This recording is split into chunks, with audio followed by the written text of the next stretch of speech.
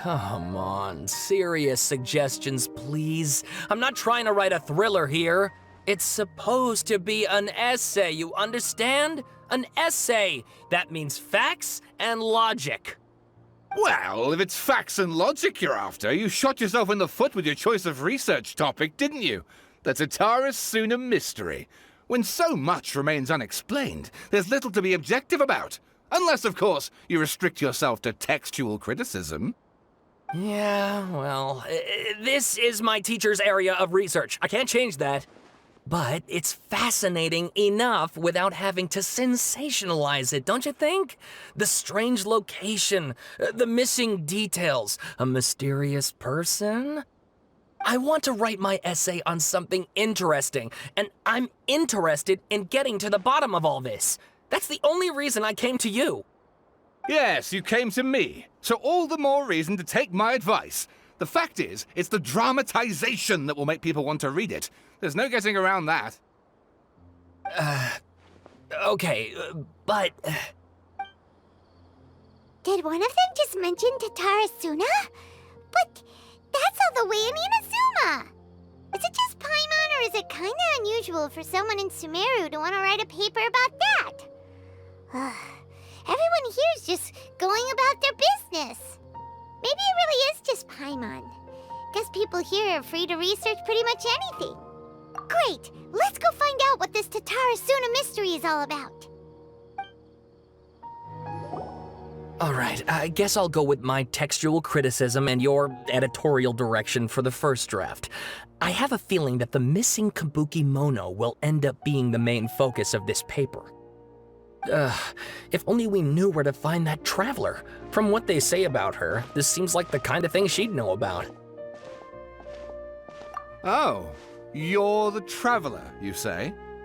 Hey, what's with that face? Don't believe us? No, of course I believe you. Actually, I first heard about your great exploits when I was still in Inazuma. This is my first time coming face to face with you and your mysterious silver-haired companion. I couldn't believe my luck, and out of force of habit, I started, examining the evidence. Sorry. Oh, Sawada, for the love of...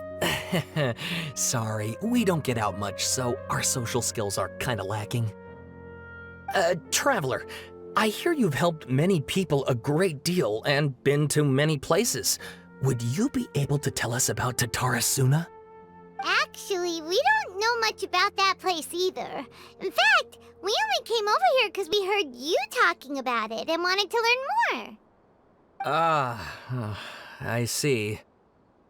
My teacher chose this area of research as a personal challenge. He said it's difficult to get into because even Inazumans don't know much about Tatara Suna's past. But who'd have thought that... If you don't mind, I'd love to show you all my outline for the book I'm writing about Tatara Suna. Hold on, Sawada. Don't you think that's a bit of a deep dive for a first read? Well, fair point. In that case, please ease yourselves in gently by taking a look at Akaba's latest essay draft. Let me give you some background. This all started with the discovery of some records in Tatara Suna. The writings mentioned someone by the name of Mikoshi Nagamasa, who crafted a fine blade. But in the end, he threw it into a fire to destroy it, and killed his servant Katsuragi. Why? Well, no one knows. Apart from the swordmaker, his servant, and the one who wrote this all down, the records also mention a kabuki mono. This seems to be an Inazuman word for an eccentric stranger, someone who dresses funny or acts in an unusual way. That's right. Akaba's teacher has spent quite some time researching these events on the ground. This kabuki mono lived in Tatara Suna for a while before disappearing without a trace. And shortly afterwards, as Akaba mentioned, things got pretty ugly. So first this strange person goes missing, then a murder happens? Seems kinda fishy to Paimon. Yes, my thoughts exactly. So I helped out too. I asked everyone I could think of if they knew anything about what happened back then. And wow! Did I get lucky! Stop shouting! This part's important. I just wanted to make it stand out. It just so happens that a friend of mine works at the Government Records Office. He looked into it for me, and I can now confirm that all the aforementioned individuals did, in fact, live in Inazuma over 400 years ago. Even back then, Tatara Suna was already at the center of Inazuma's smelting industry. The man in charge was a government official named Niwa. Curiously enough, it seems like he went missing too. Wait, so there are 2 missing people in this story now? That's right! What's more, Niwa is a name with a lot of history to it. Have you ever heard of the great swordsmith clans of Inazuma? Oh, the swordsmiths? Yeah, like Ishin art and so on? Wow, yes. You really know your stuff. That makes things easier. So basically, this Niwa was a distant relative of the Kaidahara clan, the last practitioners of Ishin art. Something then seems to have happened in the Kaidahara clan, leading to their downfall. I don't know the details, but taken in light of everything else going on around that time, it makes you wonder whether it's all connected somehow. The Kaidahara clan? Sawada, you left out the biggest detail of all. Oh, yes, of course. How could I forget? Brace your minds, ladies and gents, for they are about to be blown. Or maybe you won't believe your ears. I wouldn't blame you, of course, because in all my years as a writer, this is by far the most. Get to the point, for Pete's sake. According to information acquired by Akaba's teacher, the Kabukimono was not a human, but a Puppet?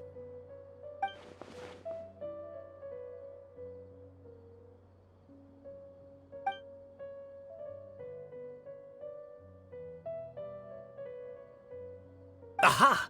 Judging by the looks on your faces, you do know something after all.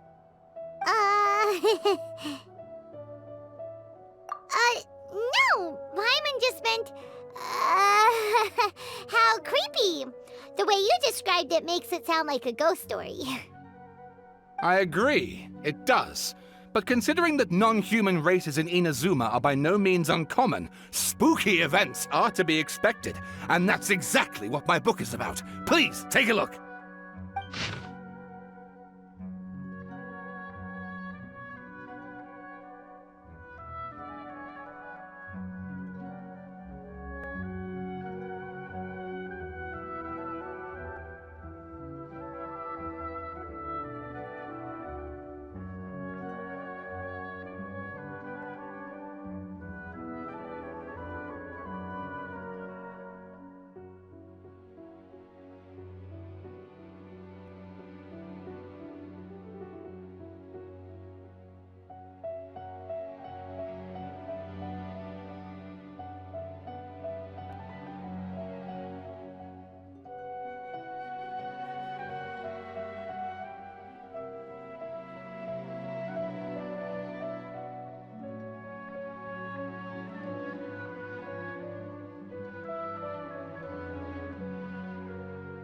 Oh, and please read my essay draft as well.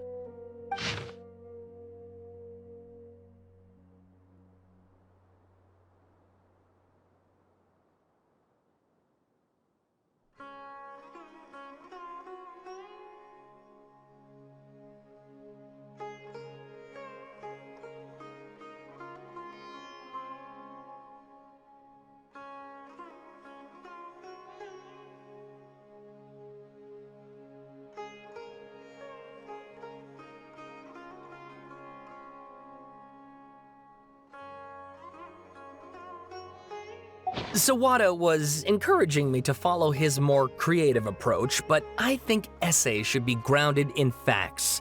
I don't think explaining everything away with mysterious forces will cut it. Oh, how about if I plug the holes in Sawada's narrative with political intrigue? Like, I could put a turf war between rival factions at the center of the whole series of events. Wait, you're allowed to just make stuff up? Pretty sure you've gone from essay to guessay there. Akaba, look. Your teacher has researched this extensively. I've reached out to everyone I could think of. Whatever information we have now is all that there is to know. This is as much detail as you're ever going to get. Besides, if there really was a political power struggle going on at anything like the level you seem to be suggesting, what hope would we ever have of finding out the truth? Good point. Okay, back to the drawing board, I guess. Give me some time. I need to find a new angle on this. We have some other stuff to do, so we'll have to say goodbye for now. Good luck with your essay! All right, thank you. If you find out any more info about all this, please do let me know. Thanks so much.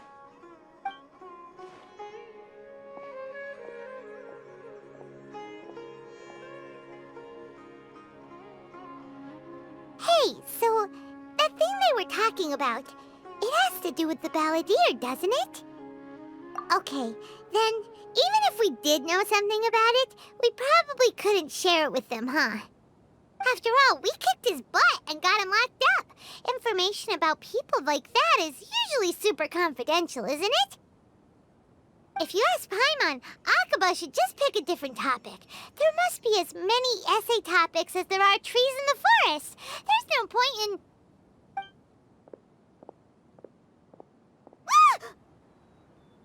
Hey, did you see that?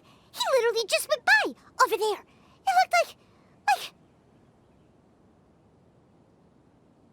the balladeer! No, it can't have been. He got locked up. Oh, quick, let's catch up and see.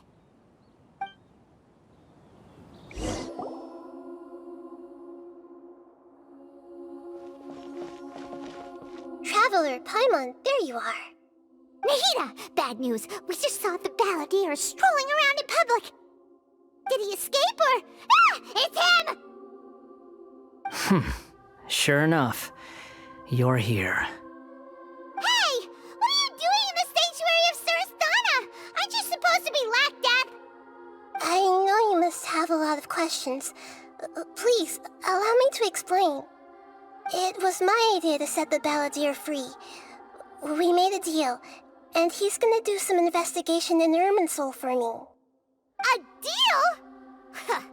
You sure you trust this guy? What did you expect? Why do you think Sumero would keep me around otherwise? Or maybe killing me is all you can think about. But if that's the case, why haven't you done it already? Don't flatter yourself. It was... Nahida said there's still some mysteries in you to figure out. Ah, so if it were up to you, you'd finish the job? Guess I had you all wrong. There I was thinking you were just getting cold feet. Well, that escalated quickly. Not a good start. Could I ask you all to please calm down? But Paimon's worried about you, Nahida. Don't let him trick you. It's not every day you see people questioning the God of Wisdom's judgment. Just when you think you've seen it all. Don't you dare try to drive a wedge between us! As long as the terms are reasonable, I don't think there's a problem in making a deal. Even with the balladeer. Well, I for one have no reason to doubt you, considering you even struck a deal with the doctor. Yes, one in which I gained valuable information. You'll come to understand more about that in the fullness of time. The balladeer's power was all but completely spent after your battle. He's no longer strong enough to be a strategic threat to us. That puts him in quite a precarious position.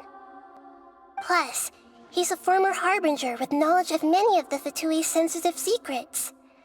Being stuck here in Sumeru could make him a sitting duck, depending on how the Fatui plan to respond.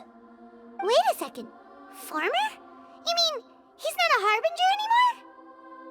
I take no pleasure in saying this, but it seems as if the doctor had no intention of welcoming back a loser, so... Sometimes it's you using them, other times it's them using you. Most human relationships are this way. Certainly all the stable ones are. That's how it was between me and the Fatui, and also between each of the harbingers. So as long as you have some value to offer, nobody will ever abandon you. But after recent events, even I have to admit that I'm not worth quite what I used to be. Well, if the Fatui are gonna reevaluate my utility, I need to have a backup plan for myself. As we discussed, I don't like causing harm to living beings, and you said you need protection. So, why not join forces with us? I think these two have made their objection to that idea fairly clear, don't you? And they're your friends, so I guess you'll be siding with them. Yeah, obviously! Nihira, don't listen to him! Then let's put that discussion to the side for now. We still have time. Today can be a trial run. Where we go from here will depend on how well we manage to cooperate today. All right, then I'll do what we agreed. Good. Go now, and keep in touch. Nihira, are you serious about this? Yes. I have my reasons for this decision.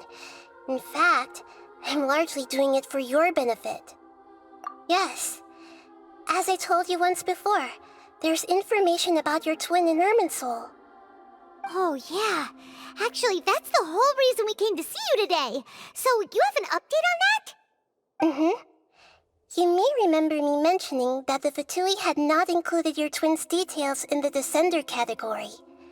This is an extremely important point. It's possible that the Fatui have other information that even I don't know about. And since the Balladeer used to be one of them, he'll be better acquainted with this information than I am. He was granted the power to connect with Irminsul when he almost became the god of a new era. Even though he no longer has the Gnosis, some traces of its power remain in him. He can still connect. The amount of information in Irminsul is vast beyond description. Sifting through all of it without knowing what to look for would take too long, even for me. So I asked the Balladeer to search in Irminsul for any information about the Descenders. He's more familiar with this kind of information, and should be able to find it more quickly. Exactly! Or what if... Paimon just doesn't trust him! He's treated us as enemies every time we've run into him! I understand. But sometimes, everything is dictated by which side you're on. How things will go in the future depends on what information he brings back.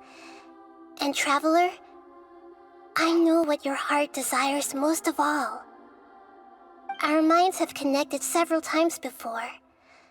There is a corner of your heart reserved for an intense longing. A feeling of being all alone in the dark, searching for the one candle whose light still burns. As Sumeru's deity, it is my responsibility to be on guard against the Balladeer. But as someone who counts you as a friend, I want to do something for you. If this deal with the Balladeer can give you the answers you've been longing to find, then it's worth it. It's my pleasure, really. You're Sumeru's hero. You've more than earned it. Paimon's still worried about this idea. Is there anything we can do to help? I was going to contact you about that, but then you suddenly showed up on your own accord. Seems like we have a telepathic connection. In fact, I was going to ask you to supervise the Balladeer on my behalf while he carries out the task I assigned. Even though he only has a fraction of his full power left, that's still a fraction of a former Harbinger. If you could accompany him, it would put my mind at ease. Of course, I'll be there to help guide you through Irminsul from the outside. Great, thank you. Prepare yourselves. I'm going to transport you into Irminsul. Wow, it looks pretty different here compared to last time. The colors are gentler. Guess that must be because Sumeru's at peace now.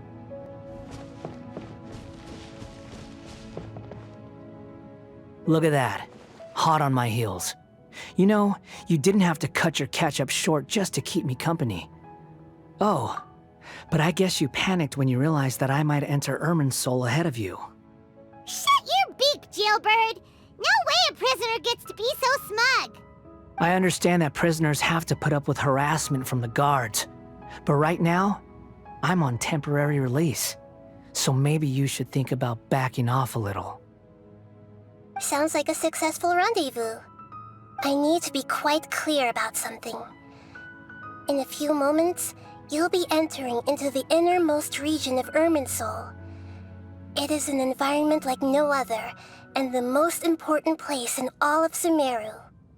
Unlike anywhere else, Irminsul's inner region consists exclusively of torrents of information. You must put aside your differences and be extremely careful as you navigate your way through. I know there are many grievances between you on both sides, but it is essential that you remain calm after entry. This is as much for your own safety as anything else. Fine. Let's call it truce. But only until this mission's over. Let's cut each other a little slack, shall we? We are going to be traveling together after all. Per my agreement with Lesser Lord Kusanali, I'll be at the front. It's my job to lead the way and get rid of any obstacles in our path. All you have to do is keep your pretty eyes open and try not to fall behind. You sure are confident. Paimon will give you that. You make it sound like you're even more experienced at adventuring than us. If there are no further objections, I suggest we get going. Or did you need some time to mentally prepare yourselves? Ew! Ugh, the snark on this guy. It's unbearable. We can start now. Irminsul access granted. Initiating connection procedure. Is this a small sapling? Oh, darn it! Come on, let's catch up with him.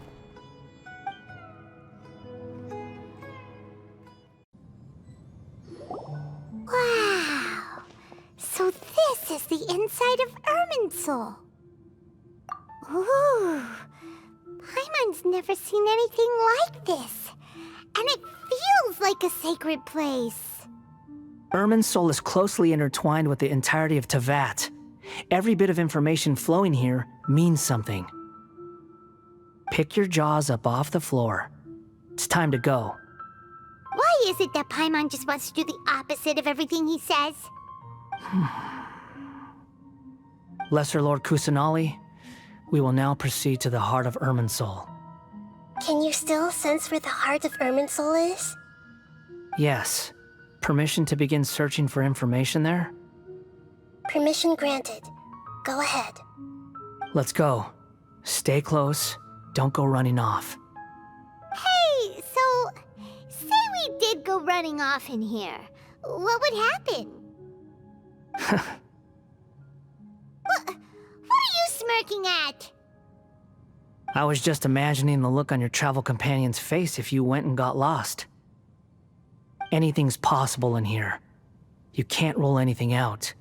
So if you want to stay safe, your best option is to stick close to me.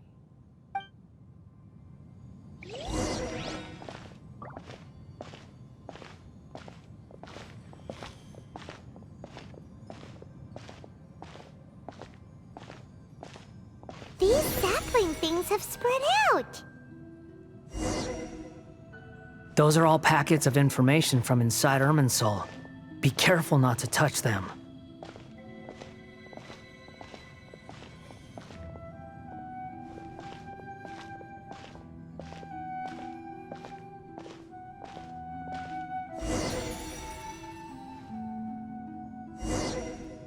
It looks the same in every direction.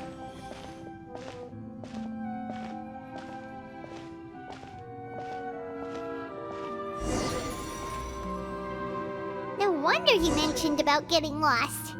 Huh. What do you know? He was actually telling the truth. Is he mocking me again? What is it this time? There's a time and a place to lie, but this definitely isn't it. So why don't you relax your guard a little?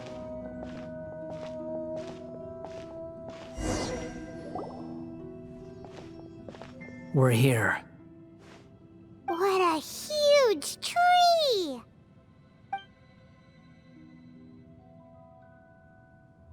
Lesser Lord Kusanali. Good, you made it. Are you ready? Ready when you are. Then please begin. Preparing to access cognitive currents. Establishing waypoint. The Balladier's actually doing what Nahida tells him. Guess he must want to stay alive.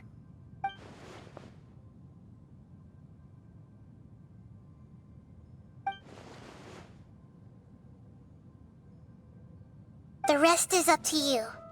If you discover anything at all, make sure to share it with us. Will do.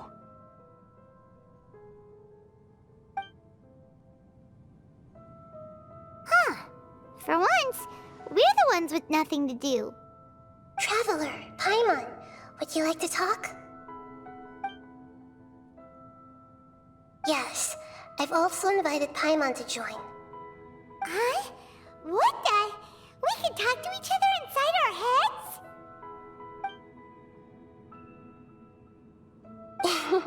That's part of it. Plus, we're all friends. There's nothing wrong with us talking like this once in a while. Paimon's never tried this before. This is great! So, Paimon's been wanting to ask you something. Don't you think the Balladier's a bit of a walking contradiction? He's always talking back, but he seems to listen to what you say. As I've told you before, there are still some mysteries for him to resolve. Things that are clear as day to me, but that he has yet to understand. Perhaps today will be the day that he finds some answers.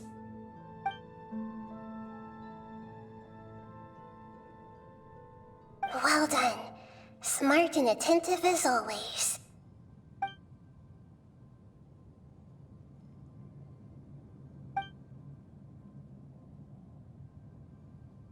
So, you made contact with that part of his mind. Well, it's true. Betrayal turned the Balladier into the person he is today. Huh. Paimon thought nothing could get under that guy's skin. Turns out, he can get hurt and angry just like anyone else. Everyone has a history, Paimon. Even if you're a puppet created by the Electro Archon. Speaking of puppets, we ran into two people at the Academia today talking about an essay. Turns out their topic was about the Tatarasuna incident. Nahida, do you know anything about that? If you mean the mysterious events, the Kabuki Mono and so on, yes. I know about all of that. Really? Because from what they were saying, it sounded like lots of Tatarasuna's history is still unexplained. And most of the information we have now is just from people filling the gaps with their imagination. At least that's what they thought. Oh? How interesting. Those two managed to deduce quite a lot through guesswork alone. So the Gesse got it right? Well, they guessed right about one thing. Tatarasuna was sabotaged.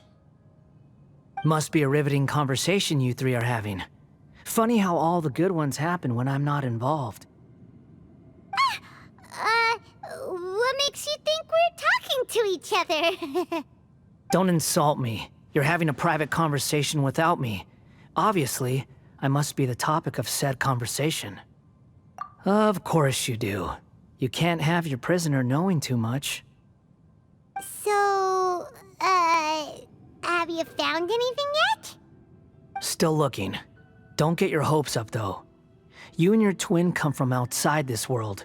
It wouldn't surprise me if there was nothing on either of you in Irminsul at all. Wait! How did you know about that? Did Nahida tell you? It's not like we've never met before. And anyway, you're world famous. It'd be more surprising if I didn't know a few things about you. Right now, we have to keep the peace. I'm not interested in creating more misery for myself. And making cordial conversation is something I can manage. Huh? Wait.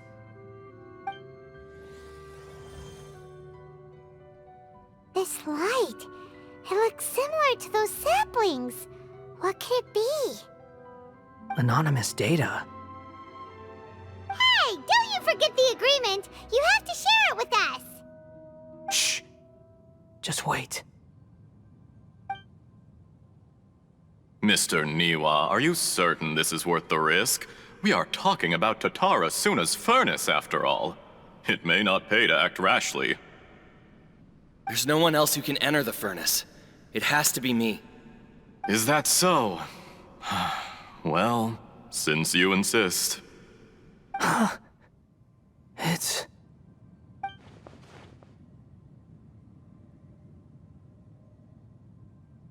Whoa!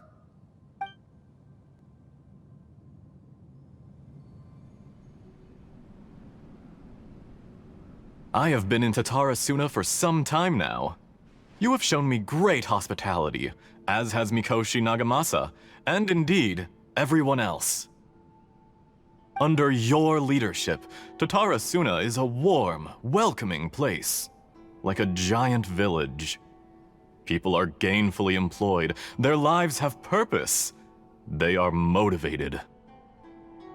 As I understand, the Raiden Shogun has, in recent years, eliminated much of the evil that plagued Inazuma. As for Tatara Suna, it was originally established as a means of safely disposing crystal marrow. The forging industry with crystal marrow as a raw material has since flourished, giving rise to generations of swordsmiths. Some world-renowned, others unknown, all passing on their legacy. Skills, blood, dreams. Every smith brought into this trade looks to find their purpose between steel and blade. That is why you accepted the proposal brought to you by myself and Akame. Yes, well, were it not for you coming to Inazuma and happening to make Akame's acquaintance, the two of you never would have joined forces. And he would be the first to admit that there's no way he could have revolutionized our forging process like this on his own. At least not on the same timescale. You allowed Akame to take all the credit for a method that you jointly developed. He sold it to me, and now every piece of ore here is smelted using the new technique. Even now, you remain one of Tatara Suna's key consultants, working right here alongside us. I believe it is you, sir, who are truly responsible for the changes in our manufacturing and forging methods. You flatter me.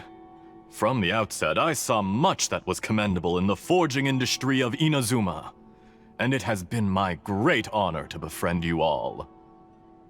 So you say, Escher. But is this really the truth? My good sir, what do you mean? I tried to resist thinking it was all connected, because I didn't want to speculate, and I didn't want to believe that things could turn out this way. What have we gained from adopting your new technology? Ominous black smoke? Mounting production problems? Worker fatigue and casualties are up and continuing to rise at an alarming rate. And recently, as you well know, someone died because of that strange filth inside the furnace. We've kept the truth from spreading outside, but still, I suspect you understand it better than I do. None of the people who went out to get help have come back. Now, our mutual friend, the Kabuki Mono, is taking the Golden Feather to Narukami Island to seek an audience with Shogun. This is our last hope. But that doesn't faze you, does it, Escher? Nothing does. Otherwise, why would you still be standing there with that smile on your face? I'm just surprised that you finally chose to be so sincere. I'm sure you've been harboring these suspicions for quite some time. Mikoshi Nagamasa may have noticed that there was one common denominator among all these events. Namely you, Escher. But Mr. Mikoshi is more cautious than I. He does things by the book. After all, Nagamasa is the adopted son of Mikoshi Torachiyo, the yokai struck down by the Shogun's own hand. If he truly seeks to redeem his family's honor, an abundance of caution is well advised. You're well informed on the subtleties of his situation for a mechanic all the way from Fontaine. Are you sure you're not a little overqualified? Why, Mr. Niwa, are you suggesting I find a job as a diplomat? Sadly, I am so very attached to my craft. Enough, Escher. I'm here because an evil force is raging inside the furnace. And someone needs to take your new device inside the high-risk zone so we can absorb it and put an end to the problem. I'm in charge here. And I'm about to take some responsibility and head inside. Probably to my death. But what about you? What are you still doing here? Judging from the look in your eyes, you don't seem to trust me. Drop the act! We're past that now. Whoever you are, it looks like your plan to destroy Tatarasuna has worked. I just want to know what you're still doing here. What's left? Don't you have all your answers by now? Honestly, I'm just waiting for the right moment.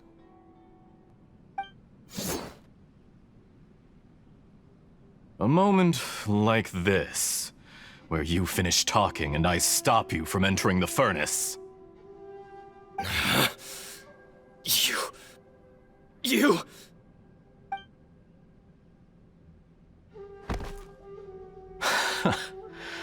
You're a little smarter than I initially gave you credit for. I thought I'd disguised myself exceptionally well, at least for the first few days. But to my surprise, you had your people look into my background right from the start. It's a long journey from Inazuma to Fontaine, but that didn't stop them. Eventually, they managed to confirm that Escher was an alias, and that I was not from Fontaine at all. And yet, despite all of that, you still fail to realize my true identity, and what I seek in Tatarasuna. Did you really think you would be able to see through my plan? If you kill me, there's no one who can get inside the furnace. So you're really going to destroy this place? Is that it? Oh, but you're quite wrong. There is one other person. Some may not see him as a person, but you told him yourself. You're not a puppet. You're a human. You're just missing a heart. Whoever you're working for won't get away with this. They'll be found out. But this makes no sense. What are you really trying to accomplish by all this? Why go to all this trouble? It's no trouble at all. Patience is a virtue which I have in abundance.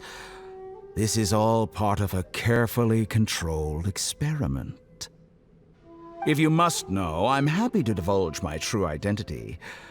I'm a Fatui Harbinger. Call me the Doctor. The Fatui? Who? What do you want? Just to create a minor inconvenience for your nation. That's it? That's why you gave us your cursed technology? Just to let loose the evil energy from the crystal marrow?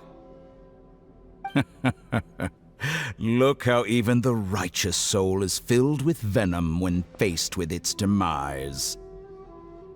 My device functions precisely as you say. It is the only chance you have of preventing a catastrophe and keeping the truth from the outside world. However, I did not make it with you in mind. It is easier for a person to be possessed by evil spirits when they are filled with hate. So give in to your fury. I want to see what happens when a malevolent heart is placed into an unsuspecting puppet. Make no mistake, even without you, that pure, innocent puppet would only end up being used by someone else instead. What other reason would a human have for befriending one who is not of our kind?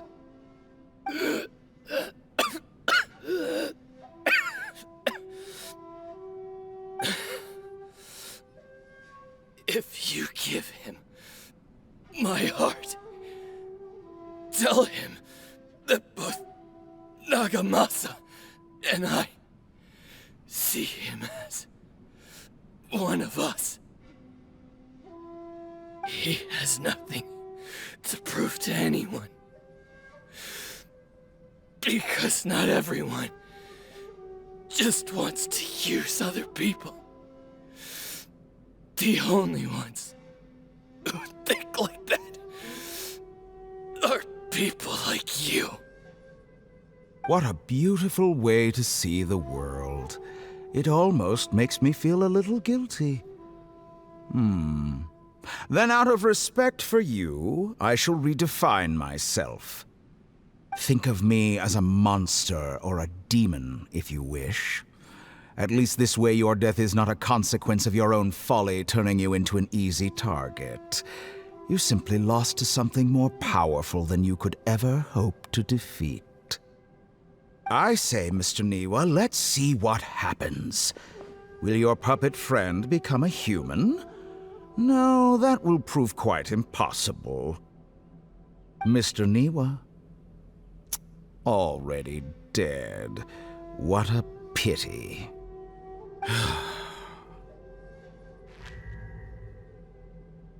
Jester, I have completed the task you gave me, creating a gap and infiltrating Inazuma's inner workings.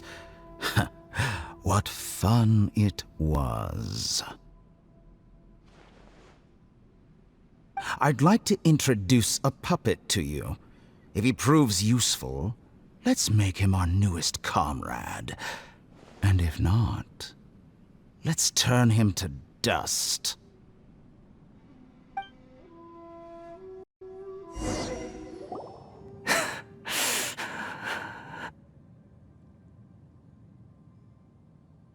Hey, are you alright? Dottore?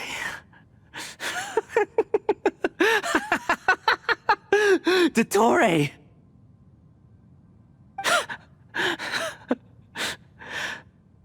Good. Good. Was that the doctor? Did he turn into a mechanic from Fontaine? But why did we see things from his perspective? When I touched the doctor to confirm whether he'd eliminated all his segments, I read this memory in his mind. You have to admit, it must be the truth. Maybe so, but it means nothing. Does it? But this memory shows that Niwa didn't betray you. He never meant for you to be the one to take the device into the furnace. You know very well what that means. Even more so than I.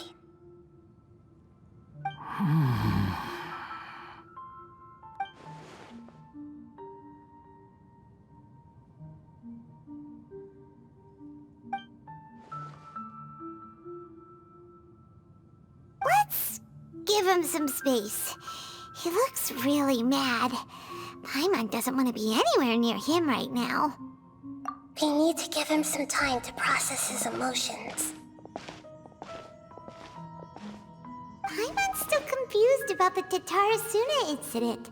So, the doctor was behind it, but why has that gotten him so worked up? Nobody has ever deceived you like that, Paimon. It's natural that you find it difficult to understand. Perhaps he needed to learn this someday. So now you have the complete picture. Katsuragi took the Kabukimono to live with the people of Tatarasuna. Later, the doctor showed up, disguised as the mechanic from Fontaine. And that's when the trouble began. It was all a horrific experiment planned by the doctor. Everything he did was just to plant seeds of disaster in Inazuma that would bear fruit in the future. Of all the unwitting participants in the doctor's experiment, the balladeer became the main test subject. After the events you just saw in that memory, the doctor put Niwa's heart into the device and handed it to the balladeer. Then, he instructed him to enter the furnace and absorb all the filth caused by the smelting process. The load was far beyond what he expected, but the balladeer survived. He left the furnace in sheer exhaustion and said to the mechanic, "This device seems to have protected me. What's in it?" The mechanic answered, "Niwa fled this place for fear of punishment, but he left you a gift. He said it's the one thing that you've been looking for." He took it straight from the chest of one of his innocent servants. The mechanic removed the withered heart from the device as he spoke. The balladeer was stunned that such unthinkable cruelty had brought him the thing he'd been longing for his entire life. A heart acquired through cold-blooded murder is a cursed thing, but it had protected him from the filth. He thought Niwa had completely betrayed him, and yet this very betrayal had ensured his survival. Overwhelmed with anger and sorrow, the balladeer threw the heart to the ground and left Tatarasuna without looking back. Holy moly. So the doctor killed an innocent man and pinned everything on the victim? That's terrible.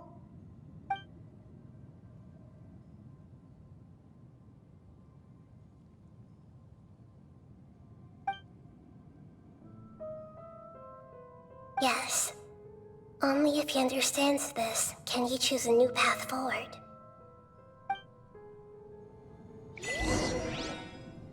Dottore, you brazen-faced... Niwa didn't run from justice.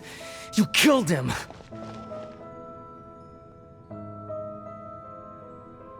Shall we see how he's doing? Hey, you alright? That's a scary expression. Are you worried about me? If we didn't have such a history, I'd almost think that qualifies me to be your friend. It won't. I'll keep my end of the deal.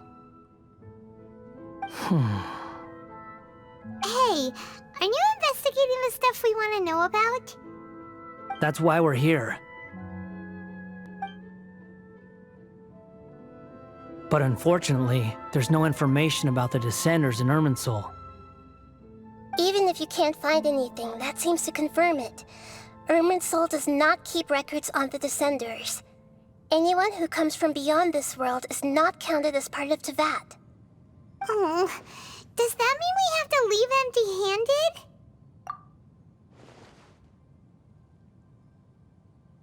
Don't thank me just yet. You look really upset. Well, since Irminsul was a dead end, I guess I can share some other info that might interest you. Huh? About what? The reason why there are records about your brother in Irminsul. It might have something to do with Conria. Apparently, Conria was his first destination when he arrived in this world.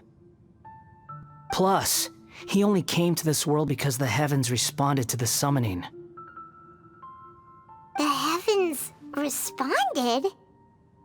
The Jester told me this himself. You can take his word on this. He was a royal mage in Conria, and lived with your brother for a time. I don't know the details. It's up to you whether you want to believe me. All I can say is, I wouldn't lie to you about this. Did you get all that, Lesser Lord Kusanali? Yes. Astonishing news.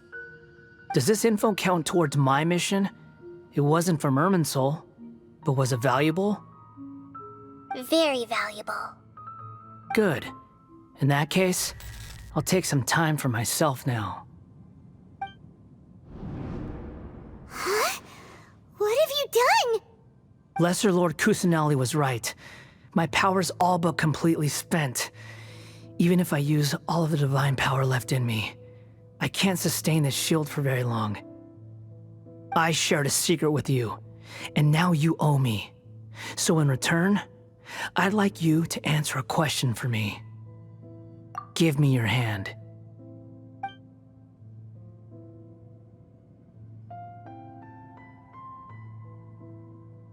Can you hear my voice inside your head? No, I can't do anything like that anymore. At most, all I can do is exchange a few words with you. So tell me, in this world, is it possible to change the past?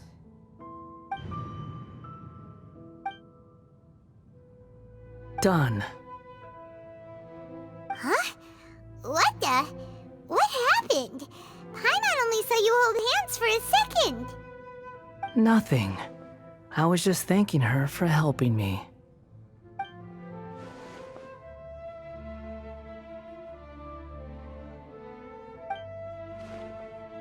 So long. I suggest you get yourselves out of here quickly. Where are you going? Hey, wait up!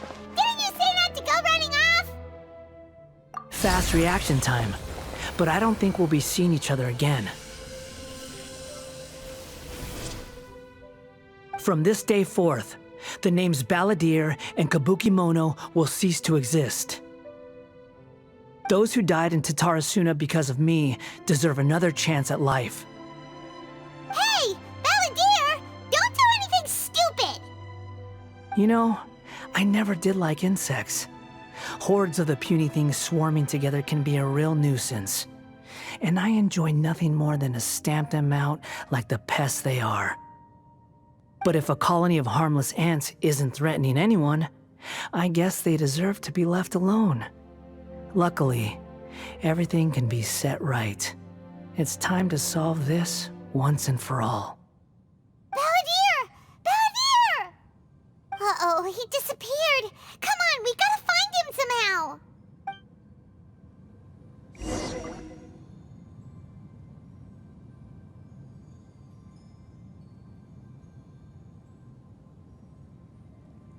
Oh no, he's really gone! Oh, can you hear me? Nahida! Traveler, Paimon, Balladeer, what happened just now? I was suddenly cut off by some kind of power. It was the Balladeer's fault. He shut you out! I didn't think he'd be capable of something like that with so little power left. Did he keep some of his power hidden when he was defeated? Or did he achieve something beyond his abilities, and it took everything he had? Where the heck did he go? Ugh, it's all our fault. We were supposed to keep an eye on him. Sorry, Nahida. Don't be. It's not your fault. Please, let me handle this from here, even though I'm not sure I can solve it. We're running out of time. Follow my lead and get out of Irminsul as soon as possible.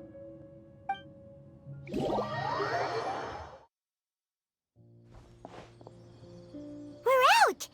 And we're at, an inn or something? This is an emergency. I'll have to ask you to stay here for now.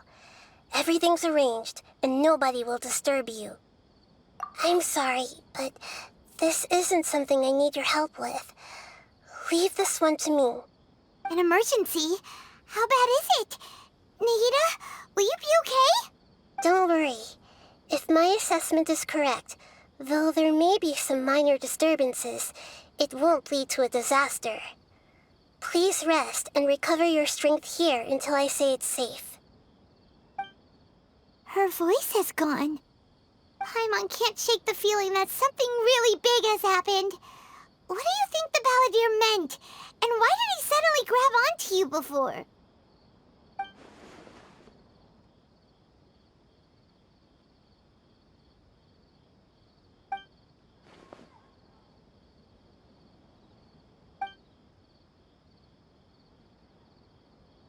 He wants to change the past? But surely that's impossible! Right! You can't just rewrite history! All that stuff happened already in real life. It's like, imagine Paimon drank all the water in this inn. Even if no one was there to see it, Paimon would sure as heck remember drinking it. So, why does Paimon still have a bad feeling about this? Paimon can't help but feel scared about what he might do. Oh, Paimon's so confused. Huh? Ah! Sorry, Paimon accidentally... It's the Balladier's fault for causing Paimon all this mental stress. But erasing yourself from history? It's unthinkable. Is that really possible in Irminsul? Uh-oh.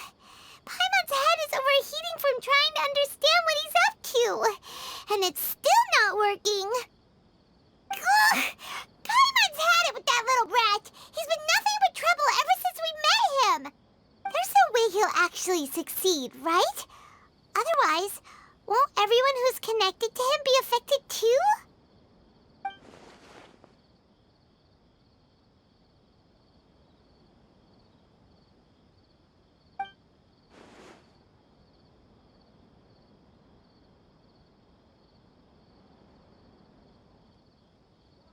There's nothing we can do about it at this point. Hey, have you got any ideas on what we should do next? Seems like now there's nothing left for us to do but to go to sleep. But Paimon's still so worried.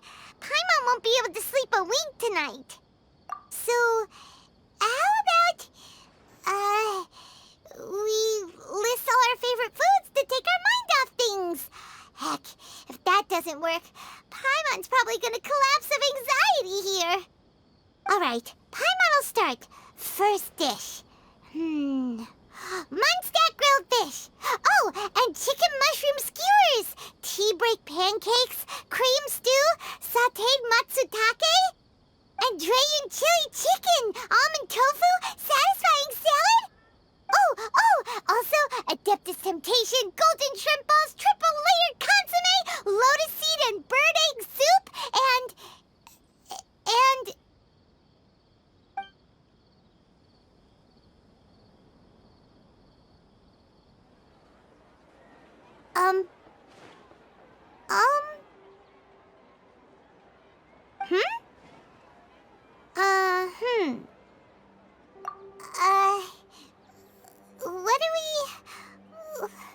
What was Paimon supposed to be doing just now? Paimon was, talking? Huh. Paimon suddenly can't remember what she was talking about. What was it again? The Balladeer? Is that a food too? Huh. Weird name, though.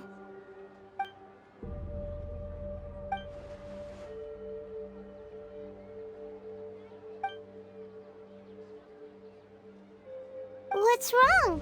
Your eyes are like saucers. Was it something Paimon said? So, the Balladeer. Is that someone's name? 'Cause it sounds like a nickname or something.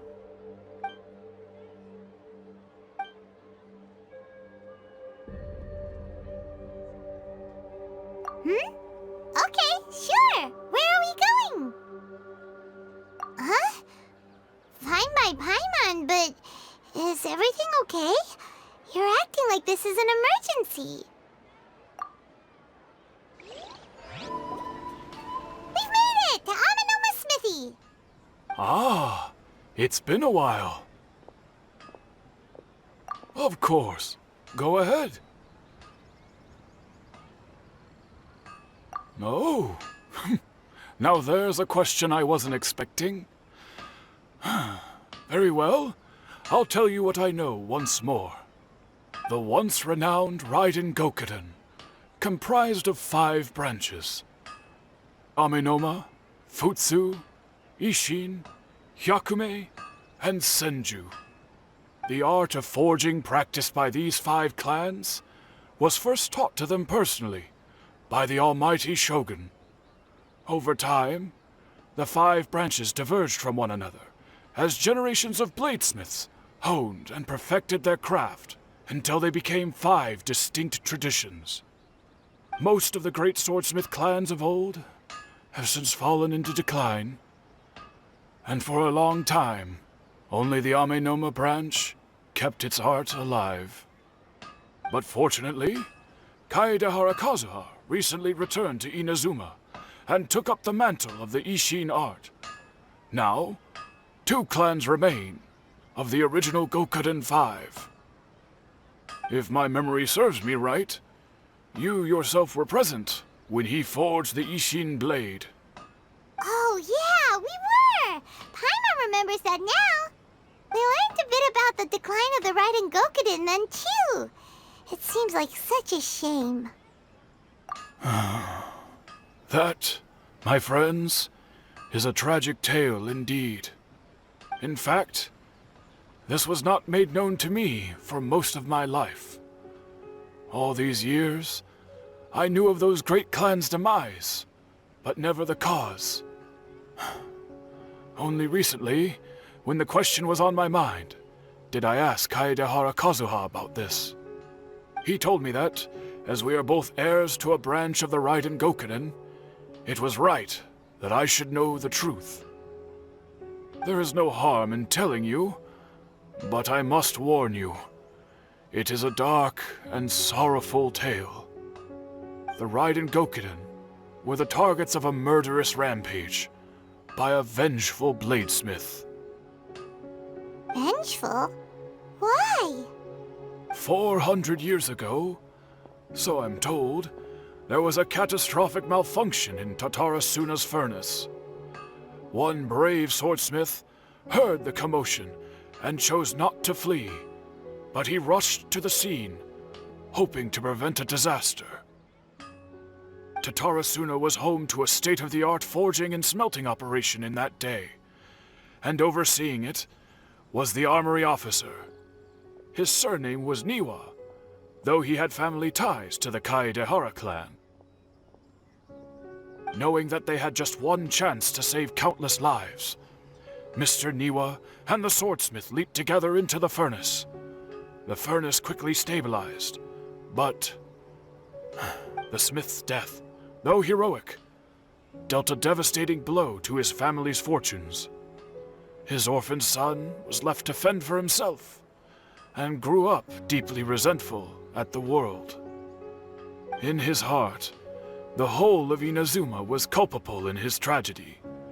He hated the almighty Shogun for her apparent indifference towards his father's death, and he hated everyone who had done nothing to try and save him. Powerless and destitute, the only legacy he had to pass on to his children was his hatred. Generation after generation bore this grudge, living in utter misery. Alas, if only the story could have ended there. But 100 years ago, the then head of this family reached the end of his wits. He could bear their fate no longer, and yet he could do nothing to change it. Finally, he made a drastic decision to take revenge on the Raiden Gokuden. In doing so, he sought to vent his pent anger and shake the very foundations of Inazuma's forging industry. In his fury, he murdered indiscriminately, killing even bladesmiths from the Hyakume clan which he belonged to. His goal was absolute, the devastation of all of the Raiden Gokuden. But when he came to the Kaedehara and Kamisato clans, his killing spree came to an abrupt end. He failed to catch them unawares. They fought back fiercely, and they did not spare his life. That is why the Kaedehara clan and their Ishin art survived that day. I suppose they were the lucky ones, under the dire circumstances.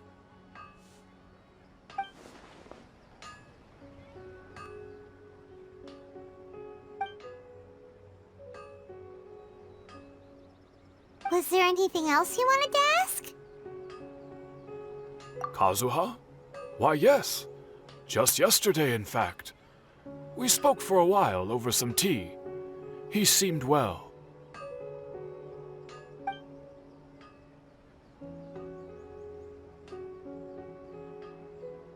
My pleasure. Don't tell Paimon. There are other places you want to visit too, right? Your expression says it all. You can't hide anything from Paimon. On to the next stop. Lead the way, traveler. Paimon will be right behind you. We're here. This is the Yashiro Commission's headquarters, so... Traveler, it's been a while. If you're looking for the Commissioner and Miss Kamisato, I'm afraid your timing is unfortunate. They're not here right now. Are they out on business? The Commissioner is out on business, and Miss Kamisato is standing in for some meetings in the Commissioner's place. If it's urgent, you're welcome to wait inside until they get back. What do you think? Shall we go in? If it were anyone else, I couldn't allow it. But seeing as you're so close with the Commissioner and Miss Kamisato, I think it should be okay. We'll be heading in then. Thanks!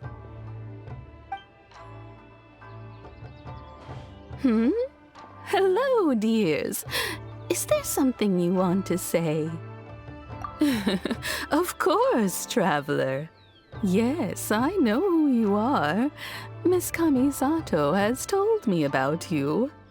What would you like to know? Oh, they're both very well indeed. Lately, Miss Kamisato has been rather busy attending all kinds of meetings and occasionally paying visits to some local organizations on the Commissioner's behalf. As for the Commissioner himself, well, you know, busy as ever. That much hasn't changed.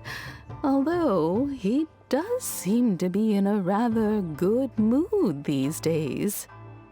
So pretty much business as usual in the Yashiro Commission, huh? Very much so.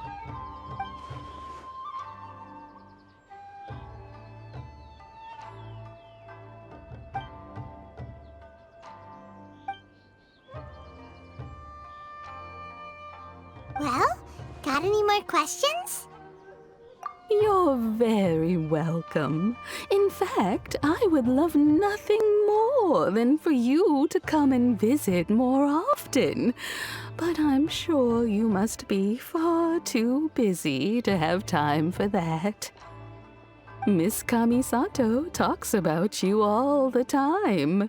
She seems so thrilled to have you as a friend, and she's always saying how talented you are and how much she admires you. I must say, many things in Inazuma seem to have taken a turn for the better since you arrived here. So you're not just Miss Kamisato's knight in shining armor, you know. You're a hero to us all. I mean it. Whenever the Commissioner dines at home, Toma always joins him. I always find myself at my most relaxed when I'm serving the two of them and listening to them chat away. The Commissioner has such a busy schedule that he doesn't always have the chance to take his meals at home. But given the opportunity, he always prefers to dine here. They say it's because Toma's a much better chef than most. Oh, the Commissioner is so fond of home comforts. They get to talking about you sometimes, too, you know. Always with a very fond tone. The way one would talk about dear old friends around whom one can truly be themselves. Miss Kamisato occasionally joins them as well. Whenever the whole family gets together and they start talking about people they've met and experiences they've had, you always get a mention. It's been many years now since the late Mr. and Mrs. Kamisato passed away. Much has happened in the Kamisato clan in that time. As someone who is old and gray enough to have watched their son and daughter grow up, it makes me so happy to see them meet a dependable friend whose company they enjoy so much. So, in the future, if you ever do have the time, please know you are always very welcome at the Yashiro Commission headquarters. There will always be at least one old lady who would be delighted to have the pleasure of your company. Wonderful. Thank you. Paimon likes it here too. Also, you were saying something about the food here being really great. Paimon's itching to try it. We may just have to invite ourselves around for dinner sometime. Paimon meant we should come pay a visit again real soon. Ideally around dinner time. Of course. You're always welcome. Alright, goodbye for now. Where are we going next? Great! Goodbye, ma'am! Don't worry, we'll see ourselves out. All right, then. Take care now. Hope to see you soon. Oh, are you two leaving already? Yep, everything's taken care of now. Don't worry. Very well. Safe travels. Goodbye.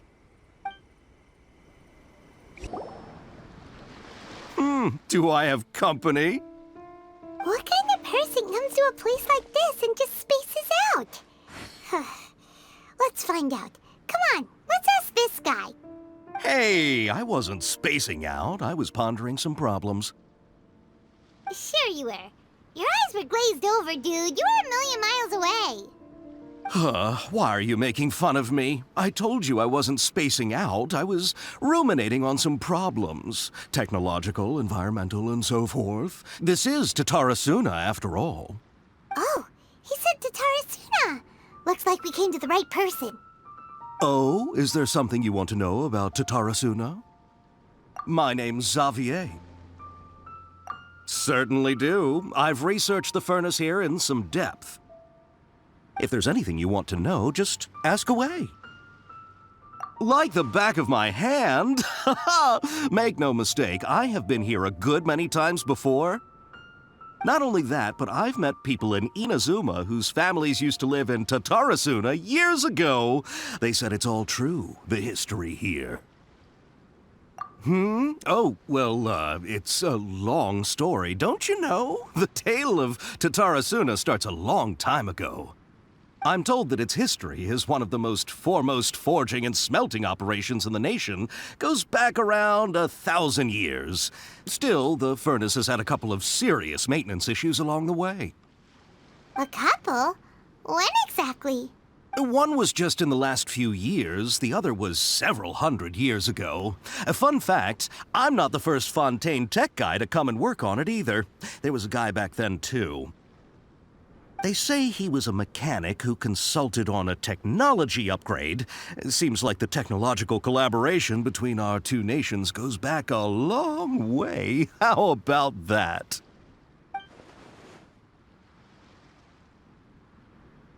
Hey, weren't you gonna ask Xavier something about Tatarasuna? Come on, ask already. Oh, I didn't realize you two were here for a history lesson. Me neither. Paimon doesn't know what's gotten into this one today.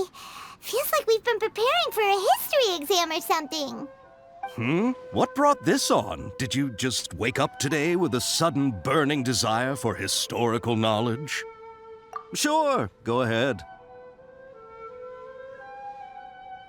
A kabuki mono? No, I can't say that I have. I do know the word. Inazuman for those eccentric types who always go around dressed to the nines. Just the sort of person that I'd like to meet, actually. But sadly, I've never had the pleasure, nor have I come across anything to do with a kabuki mono where Tatara Suna is concerned.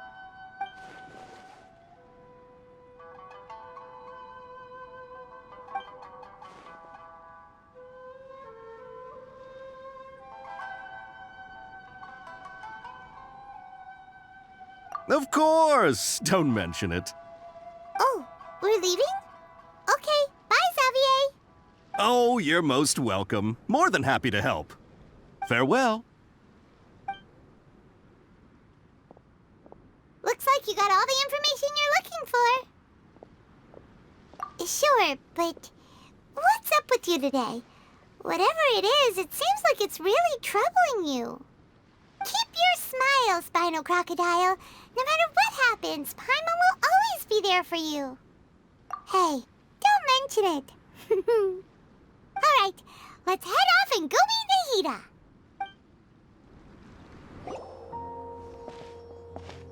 Hey, it's them!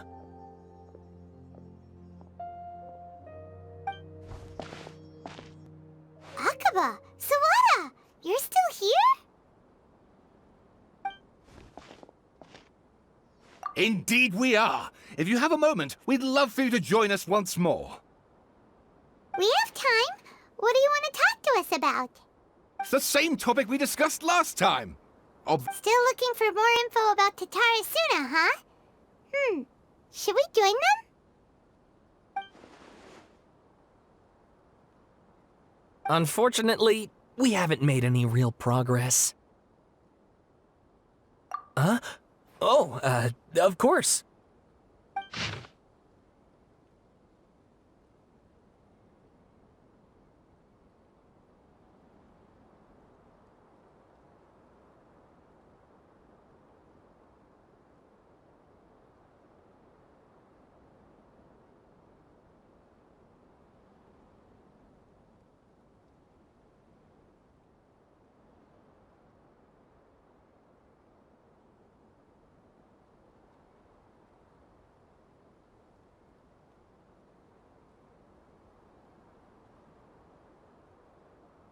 I presume you'll want to read mine as well. Here.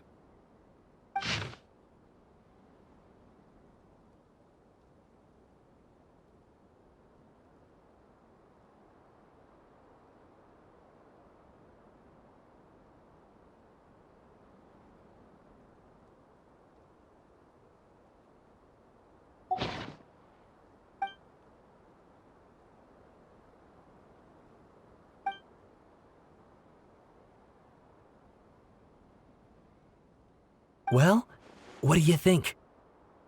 Hey, Traveler. Remember how last time Akaba was saying how he wished he could gather more information about all this? Well, we just got back from Inazuma. So how about we tell them what we learned? What did you find out? Something big? It's a long story. Basically, we have some friends in Inazuma, and... Wow, so many new details. Thank you so much for sharing that with us. Well, well, so it all comes down to one man's desire for revenge. Huh. You heard this from a member of the Amanoma clan, you say? Then I guess it must be true. Ugh. So there's no ghost story here after all. This new information actually lends further credence to my hypothesis. Evidently, swordsmiths were seen as having an incredibly prestigious role in society those days, to the extent that harming them was conceived of, at least by the perpetrator, as a way of exacting revenge against those in power. Yes, okay, point taken, you were right. But that doesn't mean I can't carry on with my novel. And they're back at it. These guys are really into this. Oh, so sorry. Look at us, prattling on about our projects and ignoring you. Thank you so much for the information. You're welcome. See ya. Keep us in the loop if you find out anything else. Will do. Nahida, we're here! Traveler, have you been? Ugh, where to start? Paimon hasn't had a moment's rest this whole time. That night, we ended up chatting and chatting until suddenly the sun was up. And then she decided she wanted to go to Inazuma. The Balladeer? This sounds like some kind of code name. You look troubled. Is there something you need to tell me?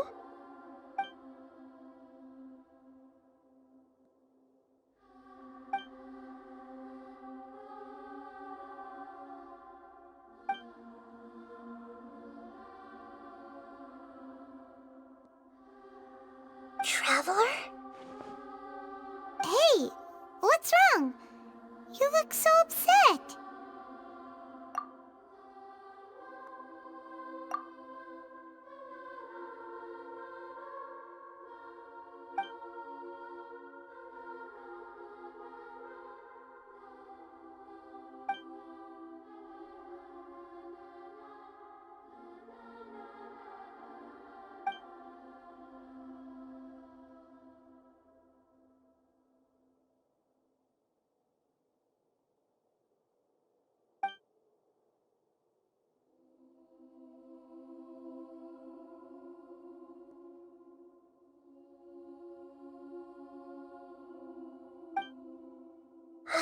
That's quite a story.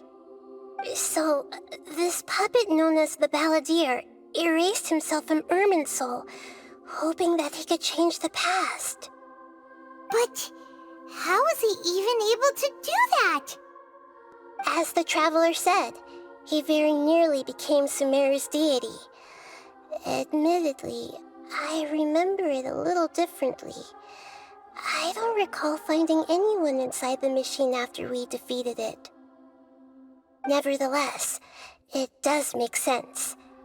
If someone were to successfully erase themselves from Irminsul, the world would change to reflect the new reality. So, you believe this person really existed, and we just don't remember him because... well, because he literally changed the world? Yes. Theoretically speaking, it is possible to do this. But I'm struggling to imagine the kind of person who would dare go through with it. The Traveler comes from a world beyond Javat. That's why there's no information about her in Irminsul, and it also explains why any changes to Irminsul wouldn't affect her. So if there's anyone in the world capable of retaining memories from a past that has been rewritten, it's you. It's quite incredible when you think about it. Paimon's having a hard time understanding this Balladeer guy's motivations. Why did he do it? I can only make inferences based on the information we've been given. As for what kind of person he was, only you remember that.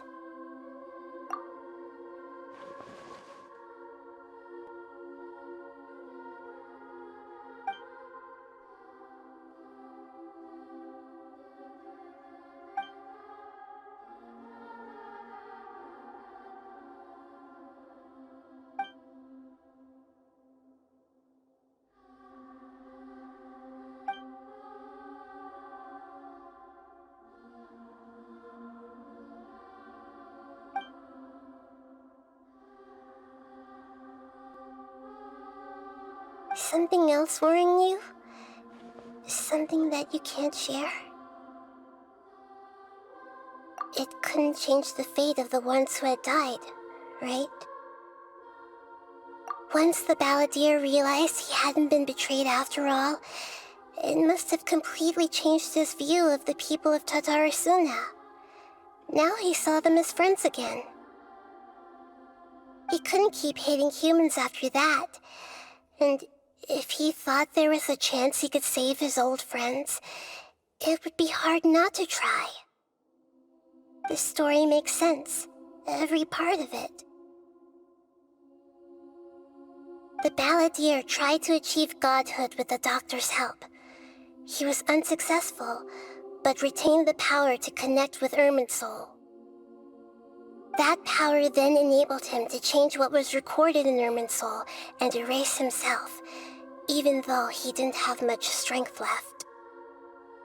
Yeah, it does make sense, but it still ended in tragedy for his friends. It just feels so hopeless.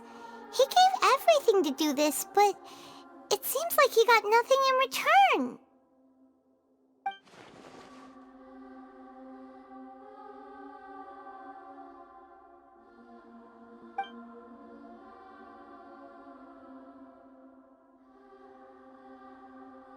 Please wait a moment. I want to check something.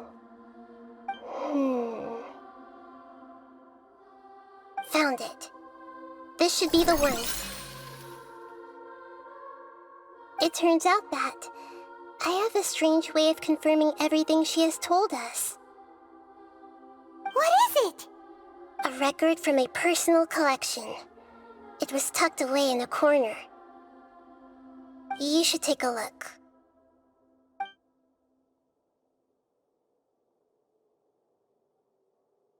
Is this a fairy tale? Who wrote it? I authored this record myself. Huh? You wrote a fairy tale that somehow has something to do with the balladeer? When combined with the traveler's narrative, it's clear that this story is an allegory. Everything in it is a symbol for something else. Hold on. So this record survived from the past? Yes. Any information about the balladeer or the kabuki mono in other records will have been changed. But I wrote this story in a way that means it was left intact. Changing the information in Irminsul changes to that. But Irminsul can't change information that was well hidden in advance. I guess I must have written this story as a backup before the balladeer entered Irminsul. That's incredible! What a great idea! And sending the traveler into Irminsul with the balladeer must have been a further precaution. I knew she'd remember everything. This story is abstract enough that it still resonates with the present information recorded in Irminsul. But if we connect all the different pieces together, the true story that emerges is the one she told us, the now erased life of the balladeer.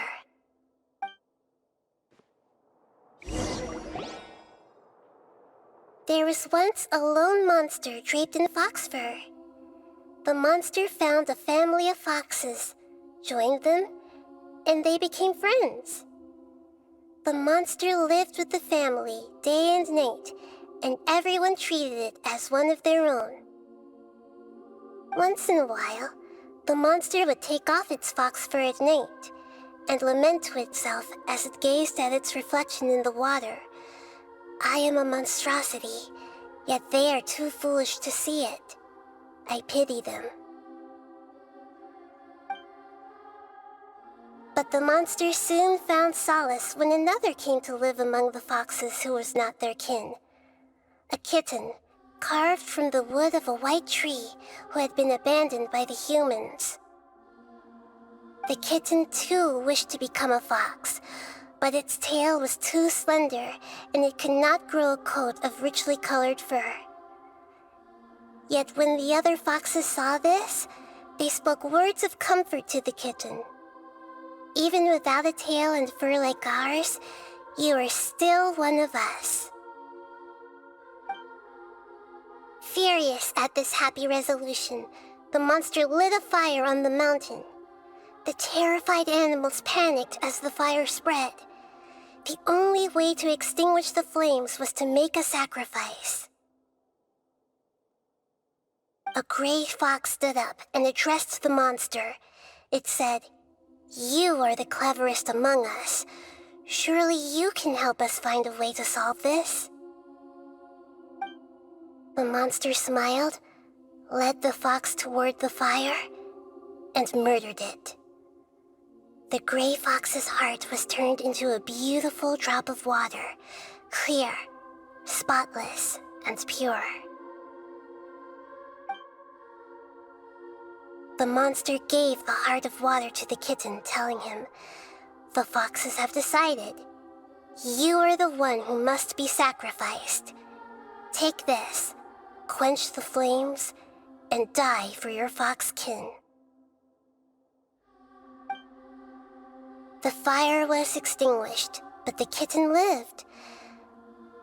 It left that side of the mountain and found a little bird who had a broken wing. The two promised they would spend their whole lives together, but the little bird did not have long left to live. It passed away soon after. After burying the bird, the kitten left the mountain for good.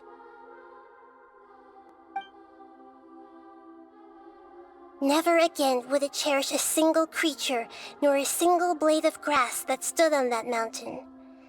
The kitten spent the nights wandering aimlessly, gnashing its teeth at the moon. How it wished to swallow the moon and devour the moonlight.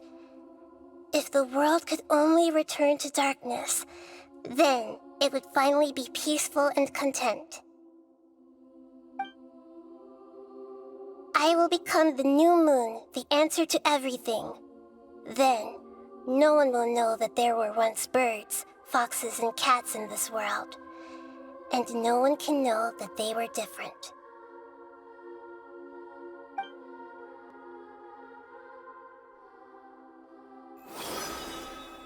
We solved it! I remember now. This is not just the Balladeer story. It is his very own memories. I made a backup so that it would be preserved no matter what happened. To become a god, he was experimented on and modified countless times. It was brutal torture, and the only reason he was able to survive is that he was a puppet. This memory was extracted from him by the scholars. Presumably, they kept it to have something to defend themselves with. Creating a deity was just the first step. Some of them wanted to be able to control it. That's why they backed up his memory for later use. I buried it deep inside one of my own dreams, and then hid it inside an allegorical story so that it wouldn't be altered. It's hard to believe that this person really existed, let alone that he tried to get rid of us on more than one occasion. Paimon has no memory of him at all. He completely vanished like a puff of smoke. The Balladeer agreed to help me look for information about the Descenders, and although he was unsuccessful, he still helped you. Before he vanished, he confirmed an important detail, that Conria was where your twin first came into this world. We still don't know how the change to Irminsul will affect the senior ranks of the Fatui, but in all likelihood, they won't even remember their own Harbinger. It sounds like Paimon wouldn't like this guy a whole lot if he was still around. But still, Paimon doesn't like the way it all ended that much better. This is why wisdom alone cannot answer all our questions. We look, we see, and we comprehend, but the question still troubles us. So the answer is not everything. People yearn to find the truth and then conquer the troubles they face. When you give someone the truth, you give them a chance to choose their own destiny. To others looking on, this may seem like a pointless endeavor, but for him, the chance to act on his desire to disappear must have meant a lot. Never forget that even when we walk beneath dark clouds along a road filled with suffering, the light of wisdom is always there, guiding us toward a better destination. And that is what you have been doing all along. Yeah, Nahita's right. Cheer up! How about we go get something to eat? We can pick up this heavy conversation again later. Good idea. Paimon, why don't you take her out for a walk to clear her head? You got it! Come on, on, Traveler. You need to get out of your head for a while. You'll feel much better after taking a walk. Let's go get a snack from one of the stalls in the Grand Bazaar. That'll be sure to lift our spirits. It must be really tough being the only one who remembers all that. But Paimon's always here to help cheer you up.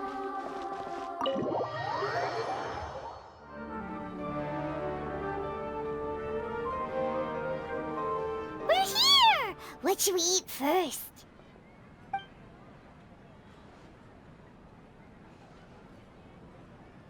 Hey, are you gonna answer or what?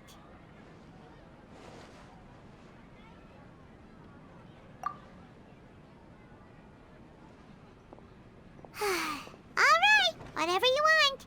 Well, Paimon will be right here when you figured stuff out. Then we can get something to eat.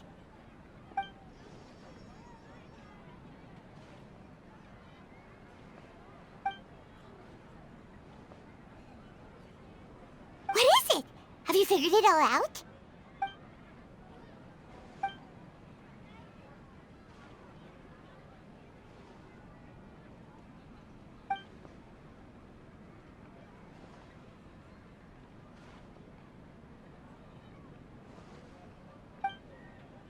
Why'd you jump up all of a sudden?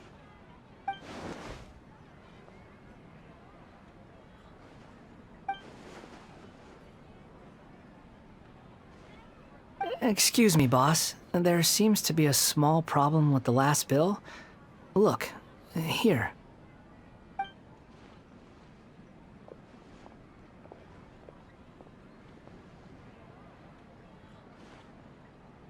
Hey! Hey, wait! Hmm? You mean me? No, not you. That kid! Didn't you see? Little rascal grabbed my last 2 fresh Sunsettias and ran off. Look, if you're gonna help out here, you can't keep spacing out, okay? What is it? The work's too boring for you? Or has the big city got too many distractions? I wasn't paying close enough attention. Sorry, boss. I think you're right. Maybe it's the city. It's so exciting. It can be hard to focus. Who's that guy? You know him or something? He's who? You're a strange one, kiddo. You say you don't want any money for helping out here, and then when I actually give you some work to do, you keep letting yourself get distracted. I don't want to take advantage, so I'm happy to pay you what I'd pay anyone else.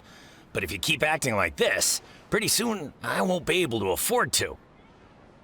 No, please. I mean it. You don't need to pay me anything. I'm just so thankful you agreed to take on an outsider like me. You're welcome, I guess. But I got bigger things to worry about. Look, we're all out of Sunsettias, and I promised the lady down the street I'd deliver a fruit bowl this evening. Leave it to me. I'll find some more. Just a moment. I'll be right back. Stop. I'm gonna level with you, kiddo. I've never met a worker who said they didn't want a wage before.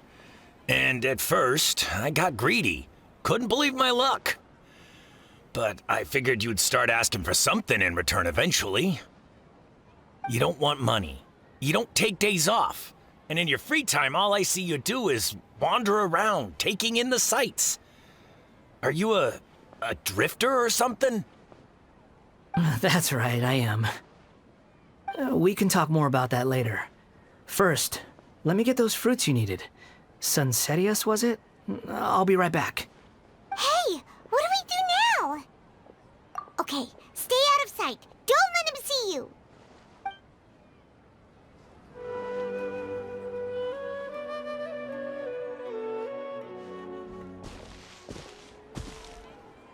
Yeah, this'll do. Even though you say he's the balladeer, what are we planning on doing? Stealing his Sunsettias? Isn't that a bit too cruel? Oh, all right. This should be enough. Guess I should wash them before I take them back. Huh? You two over there. Is there something I can help you with? He spotted us! You've been following me all the way from the city. I'd have to be blind not to notice.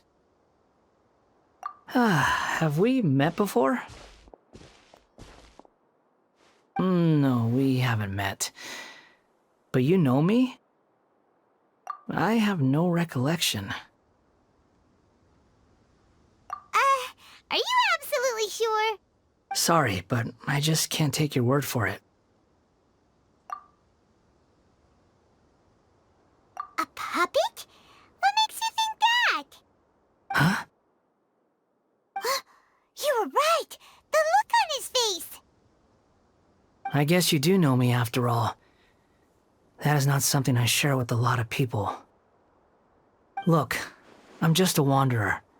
But seeing as you've gone through all this trouble to track me down, I'm sure whatever it is must be important. Okay, but please let me deliver these goods to my boss first. Are you really working for that guy? He said you don't want any more for it. Is that true? Yes, I ran into him out in the wilderness during a storm, and he let me take shelter in his cart. In return, I said I'd be his helper for a while. That's oddly nice of you. Let me take these back. Then I'll come with you, okay? Then let's return to the city.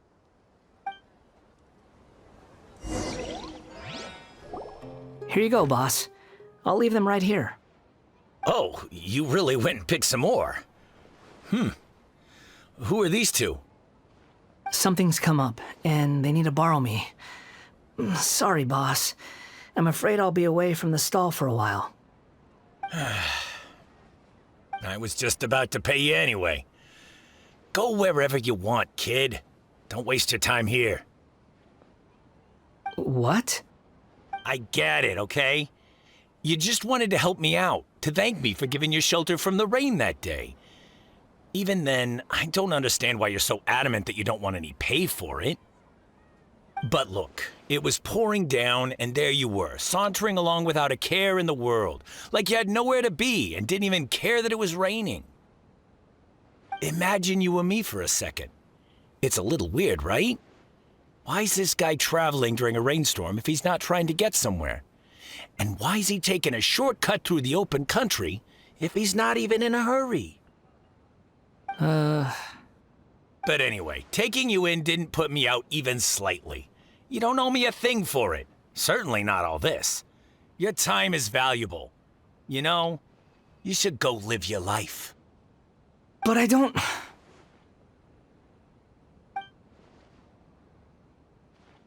No, you're right. Then I suppose this is where we say goodbye. Thank you again for taking me into the city. Don't mention it, kiddo. I've run into all kinds of characters over the years.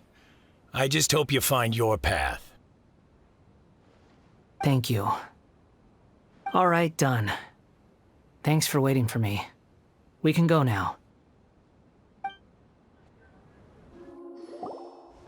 Nahida! Nahida! What's wrong? Huh? Are you? Hello. I do apologize for the sudden intrusion. We found this guy in the street, but he doesn't seem to remember anything. So, yeah, quite an eventful walk.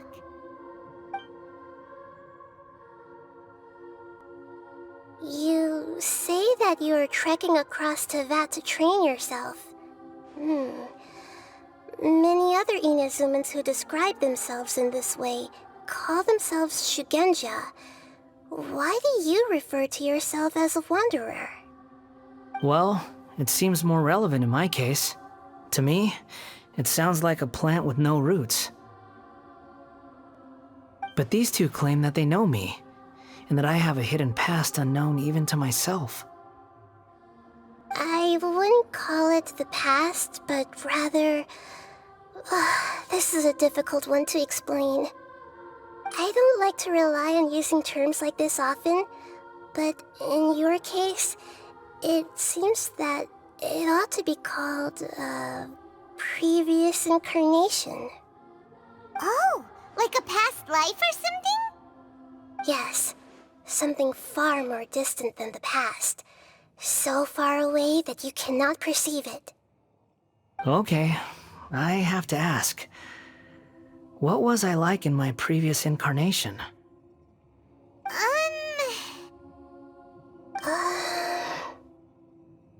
Oh, okay.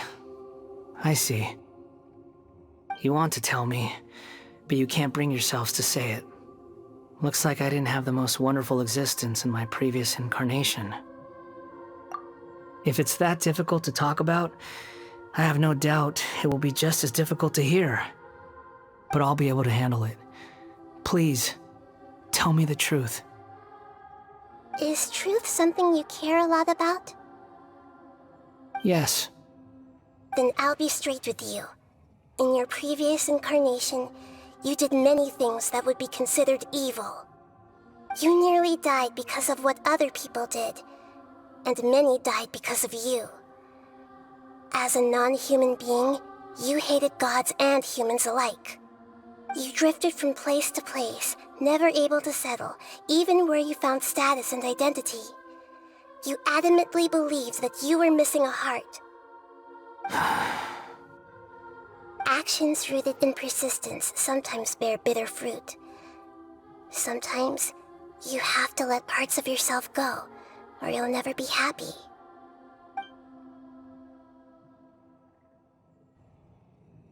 I gave everything I had, but it barely changed history at all. In terms of the outcome alone, that's true. I don't think I can judge everything I've heard purely in terms of right and wrong. Each choice a person makes belongs to a specific place and time, a chain of cause and effect, a cycle of karma and consequence. That is the nature of truth. If one thing is right, its opposite must be wrong. And yet, dichotomies like this are not enough to explain the world in all of its complexity. It seems like my previous incarnation wasn't the most likable individual. We're not trying to hurt your feelings or anything, but yeah, we weren't your biggest fans. If we were enemies, why are you trying to help me find the truth? This is so frustrating! This guy's supposed to be our arch enemy, but now he's just some random stranger we met on the street! He's got so much to answer for, but we can't make him talk because he doesn't remember anything. What a weird situation. Lesser Lord Kusanali, as the God of Wisdom, I trust that everything you told me must be true. Yes, it's all true. I can even show you the memories themselves, if you're willing. Please, I want to see them for myself. I want to experience my own transgressions. Even though it will cause your present self great mental anguish? I'm just a puppet, with no heart and no name. There is nothing in this world for me to cling to fill the void within me. Except maybe these sins that can never be undone. Very well. As you wish. Wait, shouldn't we go with him? This one's kind of on us for bringing him here. Don't worry. Whatever danger I might face, it's my burden to bear. Traveler, could I ask you to supervise him on my behalf? Oh, good point. Given your, unique situation, we'd better keep an eye on you. Understood. Thank you. Now, prepare yourselves, everyone. This looks like Inazuma. Right now, you're in a dream I created using information extracted from your memories. These memories will show you the raw truth, but be aware that enemies may react just like in the real world. Please be careful. Sounds like an immersive experience. It's a good thing we came along. You don't need to do this for me. I don't deserve your protection. We never give up halfway. Well, we had to once, but that was your doing. All right. Thanks. Wanderer, this is the Shake Pavilion. In your Balladeer incarnation, this is where the Electro Archon placed you after your creation. You had a great many memories here. Is that because this is kind of like his birthplace? You could say that, in a sense. You'll see why shortly. I hear footsteps. This place is huge. I can't believe the landslide didn't fill it in. I wonder who built it. The Crystal Marrow Miners? No, there's no way. Look at this exquisite construction work, and so well preserved, too. No mining crew would be capable of this. There's someone passed out on the ground. Who are you? You're awake. What happened? How'd you get stuck here? Are you injured? Not a scratch. And these fine clothes. Who are you? This man is Katsuragi, deputy to Torichiyo's adopted son, Mikoshi Nagamasa. He found the Balladeer in Shake Pavilion and took him back to Tatarasuna. And the rest is history. Well, it used to be. In the original version of events, Katsuragi was ultimately killed by Nagamasa. Let me get you out of here. Our people are nearby. Hang in there. During the Tatarasuna incident, Niwa was murdered by the doctor disguised as a mechanic. The Balladeer, then known as the Kabukimono, disappeared not long after. As the second in command at Tatarasuna, responsibility for what had happened fell to Mikoshi Nagamasa. But Katsuragi had sworn lifelong loyalty to Nagamasa after the latter had once saved his life. At Katsuragi's insistence, Nagamasa killed him to put an end to the Tatarasuna incident.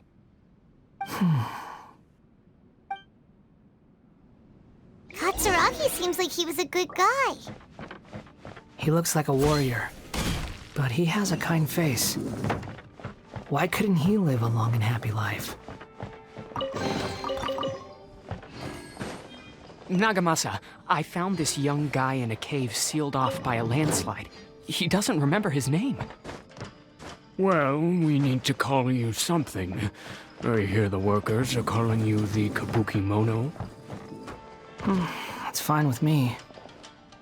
Katsuragi, report to Niwa. Tell him we have someone new joining us.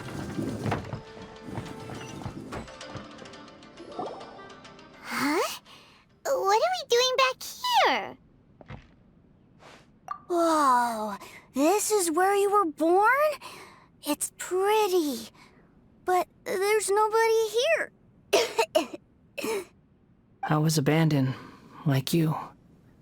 I lived here for a while at first, but there's nothing for us here. We can't stay. Okay. I heard my mom and dad used to make swords, but the factory manager died, and then my dad got sick. He kept coughing all the time, just like me. Then Mom started coughing too. But you can't. You promised me. Yup, we're family now. We're gonna be together forever and ever. This child didn't have a name. Or rather, the Balladeer didn't know what to call him. His father died before he could name him. After his mother died, the child stayed in their straw hut alone. Some of the neighbors helped to raise him. After leaving Tatarasuna, the Balladeer ran into this child who didn't have a name, just like him. They made a promise to live together. What happened to the child then? He died from his illness while he was still very young. The Balladeer came home one day and found that he had stopped breathing. Hey! What's wrong? Say something! You promised me we could be family! You're no different from Niwa and all the others. You betrayed me too.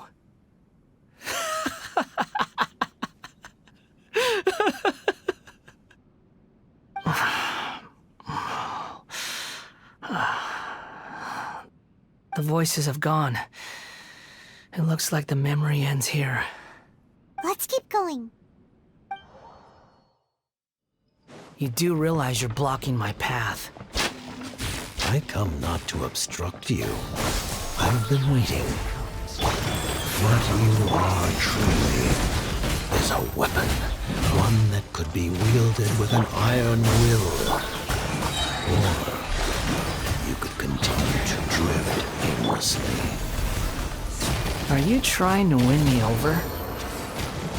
Long-fated rebellion has begun. Why not take your place at the banquet and join those who shall feast?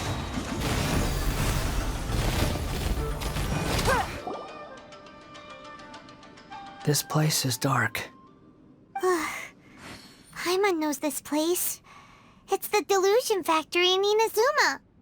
In the original version of events, the Traveler once encountered the Balladeer here. Such a creepy atmosphere. And so familiar. Hey, look over there! Well, well, my fair lady. Is this rundown factory and these incompetent fools all for me? Wow. You shouldn't have. Huh. What do you have to gain from belittling your subordinates? You might not want to admit it, but you are a part of this plan. Perhaps you find fighting in the Abyss to be a more meaningful use of your time? Oh, but of course, even this pales in comparison to being experimented on by the Doctor. What a sharp tongue you have. Funny how negotiating never seems to be your strong suit. For the task ahead, I suggest you keep your true feelings to yourself. Save your breath. I know what I have to do. I'm sure you think so, but I still think you need to hear it. Don't start thinking you're invincible, and don't let your emotions get in the way. Surely you're not worried about me. I just can't have you getting in my way. You and Child never fail to find ways to complicate things. I'm merely lighting a little fire in this chaotic nation. But you, being tossed out like trash, must make you want to destroy it completely. Do you remember the last time you were here? That was a lot of swordsmiths you killed. I'm sure the descendants of the Raiden Gokaden are still suffering the consequences now. Look at you. Oh, don't get so sentimental. Now, give that poor little tongue of yours a rest and stop pretending like you're above everyone else.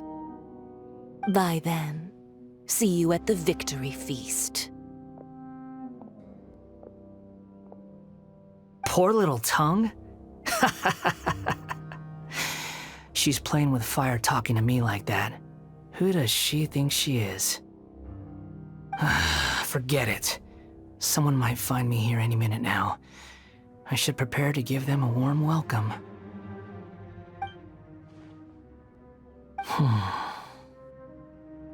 The plot does not end here.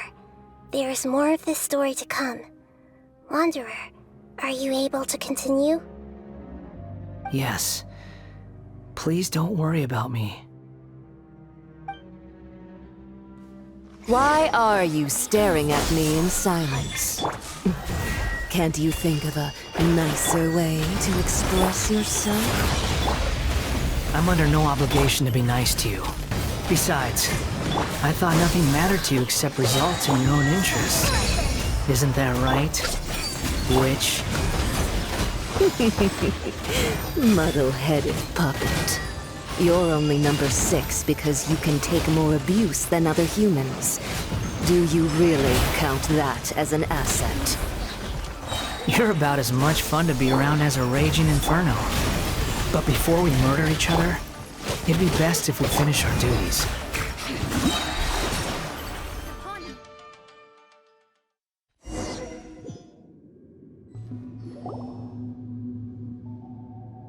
Looks like we have arrived in Sumeru. Is that? Considering that Amorta's sage, Nafis, refused to join this project, I'll take part in the experiment in his place. Welcome. I look forward to a fruitful collaboration.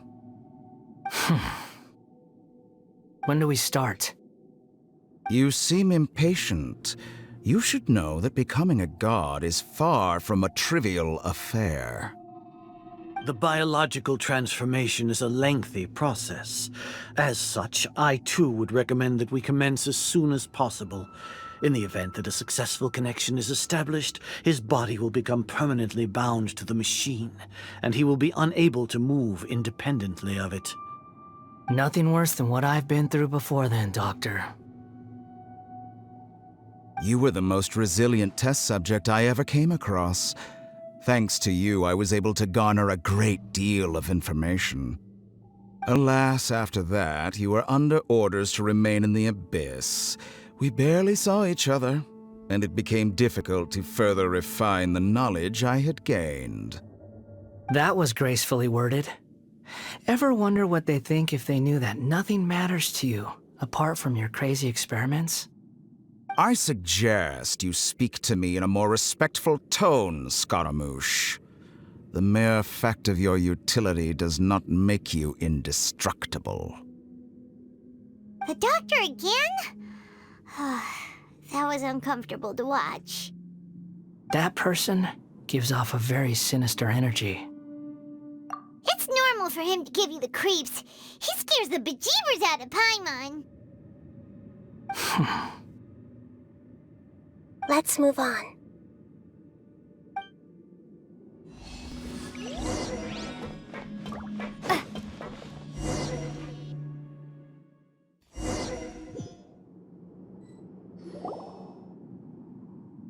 You're a god. Do you think I'm evil? If you accept that he is you, just as you are you, then yes, you are evil. In your eyes, are there any differences between humans and puppets? Do you think there are any differences between your present self and your previous and future incarnations? If not, then what are the differences between humans and puppets? Whoever has tasted the joys and sorrows of life in the human realm is human. Whoever has loved and lost, cried with grief, howled with rage at the tragedy of death that eclipses the miracle of life, they are human too. I've seen enough of my past. If possible, I'd like to reclaim the sins that are mine to bear. No matter the consequences, I won't run from blame or punishment. Whatever I am due, let it come to pass. Can you return my memories to me? Huh? But won't that mean you'll lose your current identity? I've always believed that human lives follow a set of rules, with each person being a collection of past experiences. As a puppet living in a human world, my life is subject to the same rules. Regaining your memories means reverting completely to your previous incarnation. All the emotions that you discarded will return to you. Are you sure you want to do this? I've lived with the void in my chest my whole life. My creator didn't need me. And ever since I awoke, I've just drifted from one place to the next. But then I met you, and I finally realized that reclaiming my missing sins might be my one opportunity to become my true self.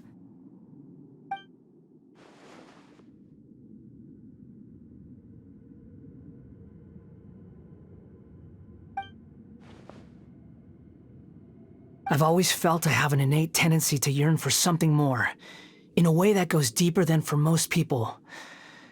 But for all my soul-searching as a Shugenja, I've never fully understood it. Looking at it now, it seems that I brought this curse upon myself. So I beg you, grant me this opportunity to gain a purpose, to change my destiny, and end my wandering. Very well. Since your mind is made up, I will return to you that which is yours.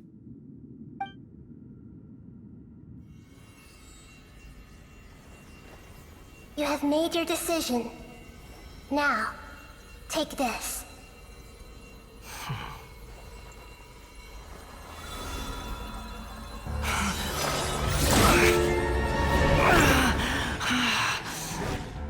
Set him free?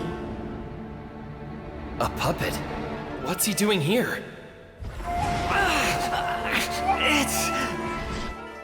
You're a human as far as I'm concerned. Everyone's here. Wonderful. What a fine blade. Nagamasa will be thrilled.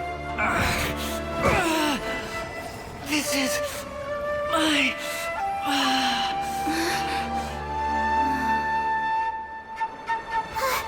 Is he alright?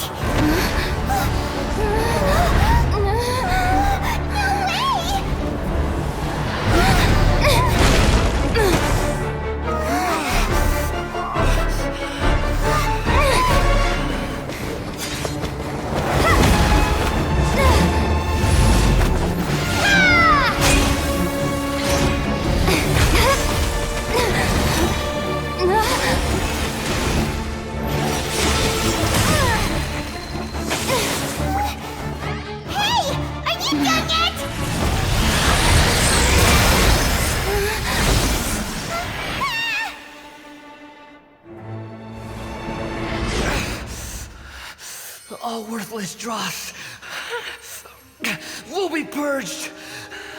That's why this won't be the end.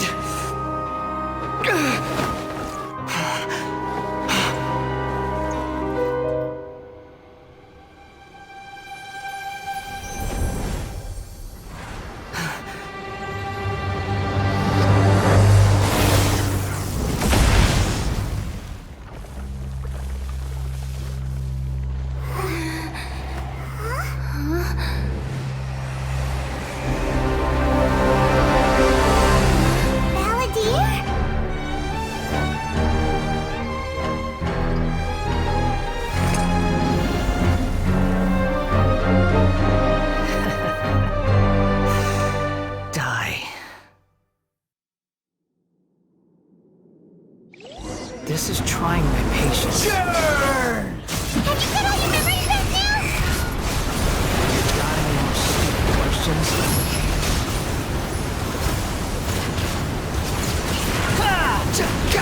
Insignificant past!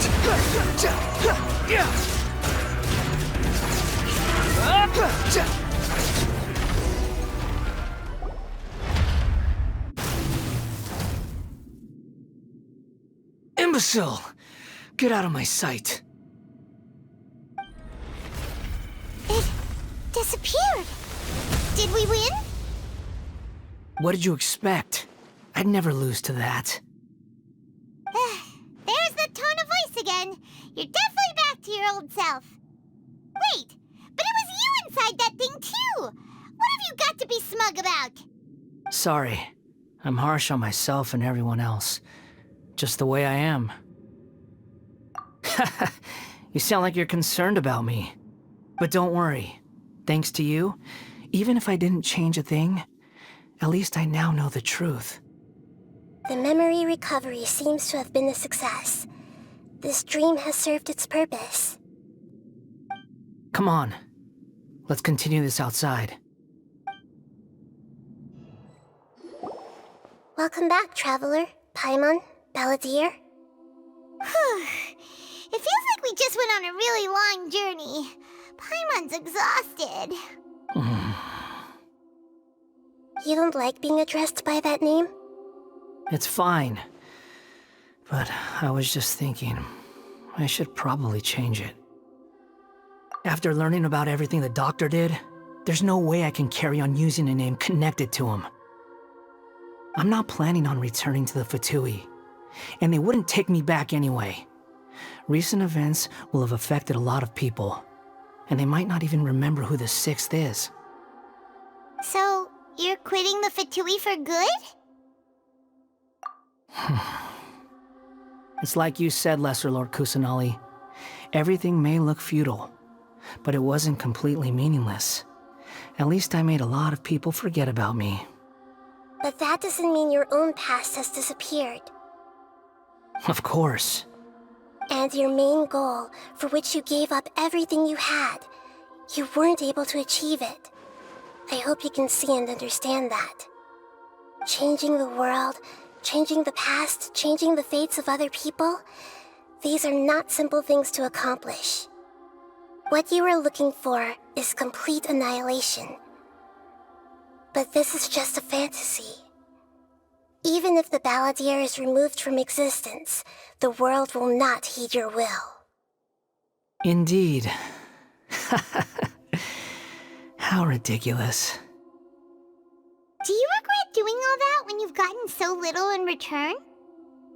Even if I'm completely worthless, there's nothing in the world worth regretting. Lesser Lord Kusanali, you purposely left that information in Irminsul, didn't you? Yes, and I took pains to make sure that you'd acquire that information naturally. Why would you go to such lengths? You trying to win me over too? In all honesty, your past experiences have made you a useful asset to Sumeru and to me. Winning you over was indeed a part of my plan. But before that, I wanted to tell you the truth about your past. If all I wanted to do was use you, then I'd be no different from the Doctor. Very clever. I guess you could say that's one of my virtues. Utility to others is what gives me worth. So if embracing my sins is what it takes to make me useful again, so be it. Oh right, I almost forgot. You're the good guys. You're into justice and all that. Sorry if I have a slightly different perspective on things, but I don't feel like I've been duped. The wisest leaders are fated to end up with the best helpers. I can live with that. I'm glad you're able to think of it in that way. Traveler, in the future, I'll continue to search Irminsul more deeply and see what secrets can be uncovered, including the beginning of your twins' journey recorded in Irminsul. What exactly happened before and after that point? I want to know as well. I will try. Traveler. After I dove into the information torrents in Irminsul, why did you go to Inazuma? So that's how you found out whose fate had changed. And how. Well, whatever your reasons, you did me a favor, and I'll do everything I can to pay it back. Borrowing and returning are the only real relationships between individuals. I'll balance the books one day. Don't you worry. That's not true. A relationship between two people is not simply a ledger that can be reset to zero. I think deep down you realize this. People who show up in your life don't just evaporate like water drops and leave nothing behind. There is no such thing as balancing the books. Some things in this world can never be brought back, and they can never be changed, which is why there is emotion in the human world. Everything that you feel is real and lasting, and whatever is missing in you will not be made whole. To be human is to live with imperfections. You can choose whether or not you want to be human. But humans can't live without a heart, can they? Anyway, I gave up trying to become a human a long time ago. You understand what pain is perfectly well, even without a heart. You're just bearing your feelings. The past is set in stone, but you can keep moving on. And the longer your future lasts, the shorter your past will become, until one day, it is but a tiny fraction of your life. Sounds like you've got a future planned out for me. Everything's ended up being pretty darn complicated. Paimon doesn't even know where to start, but the most important thing now is that you need to follow Nahida. Otherwise, all our efforts will have been for nothing.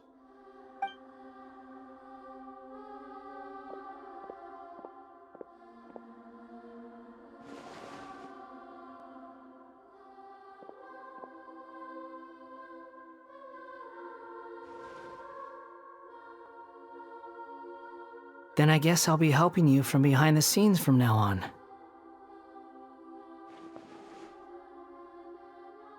I'm glad that you've accepted our proposal. Why don't you choose a new name to celebrate? Ooh! Paimon wants to pick an ugly nickname for you, too! Why? Because Paimon still doesn't like you that much. Then I hope we don't see much of each other in the future. A name is life's first gift. You didn't say it out loud, but I know that's what you're thinking. The Traveler and Paimon have helped you a lot. If you can't decide on a new name, maybe you can ask them for ideas. No! Paimon only does nicknames! If it's a serious name you're after, it's all yours.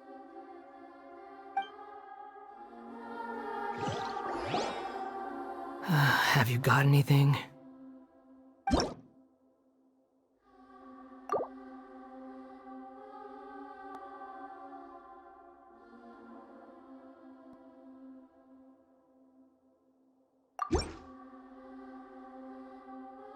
Are you sure?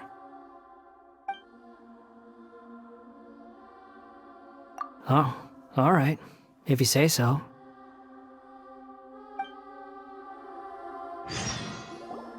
There. Now you have a name of your own. What about a nickname? Are you done yet? Still thinking. Stop rushing me! Take your time.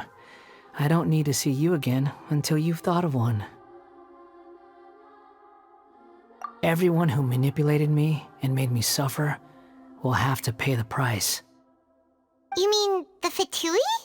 The doctor, at least. Now that your stance has changed, I believe your future path will change accordingly. But it won't be immediate. You still need some time to compose yourself. One more thing. There are still some descendants of the Raiden Gokuden living in Inazuma. Some of them know. Well, they ought to know about the connection between Raiden Gokuden and myself. I don't plan to leave Sumeru for the time being.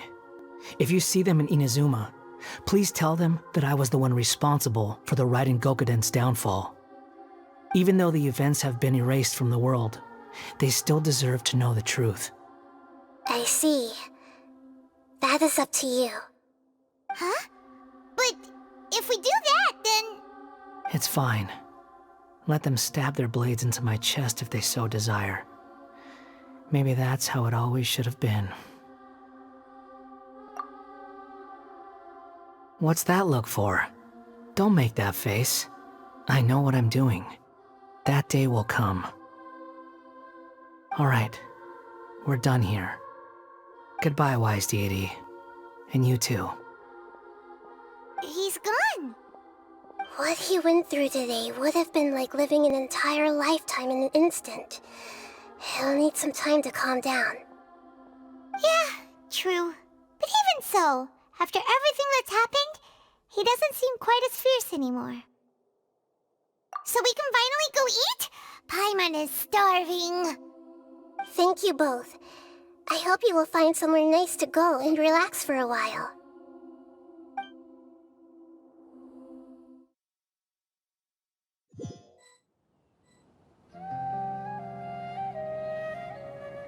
I've got it! I can end my novel with some words from Mikoshi Nagamasa. You mean because everyone else in the story is dead? Yeah, I heard that Mikoshi Nagamasa died at a ripe old age. He's the perfect fit to be the narrator of the epilogue. The dark clouds had dissipated, but they continued to cast their shadow in Mikoshi Nagamasa's mind for decades to come. Then, one night, as an old man, he had a dream. On the night when that prized blade, the Daitatara Nagamasa, was forged, the people rejoiced, and there was painting, dancing, and drinking. All these expressions of joy melted down in the furnace fire and turned into red clouds that rallied around the final sunrise that Mikoshi Nagamasa saw in his lifetime. Life is a story too long to be told, a journey that you must walk to behold.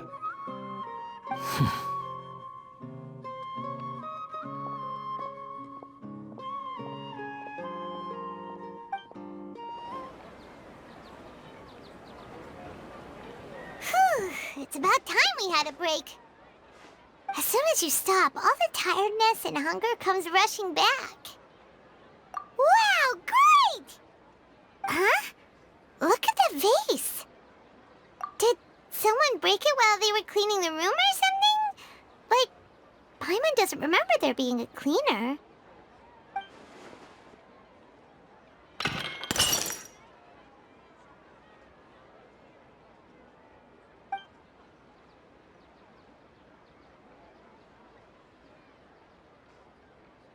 You sound lost and confused.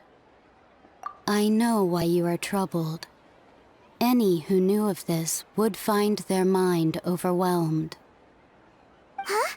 Is there someone here talking to us? Unfortunately, the fate of Tevat cannot easily be changed. Perhaps a god may have a slim chance, but for anyone else... Who can say? When a small animal runs into a tree trunk, though the tree may sway, it is not displaced. The same is true of fate. Like a vase that falls to the ground, whether it is broken by a cat or by a bird, the result is still a broken vase, is it not? Who are you? How do you know about all this? History does not change easily, but human hearts can. Believe your own eyes. Only that which you see is true. What is unseen is but an illusion. The voices disappeared. And who the heck was that? And what were they doing coming out of nowhere and saying all that scary stuff?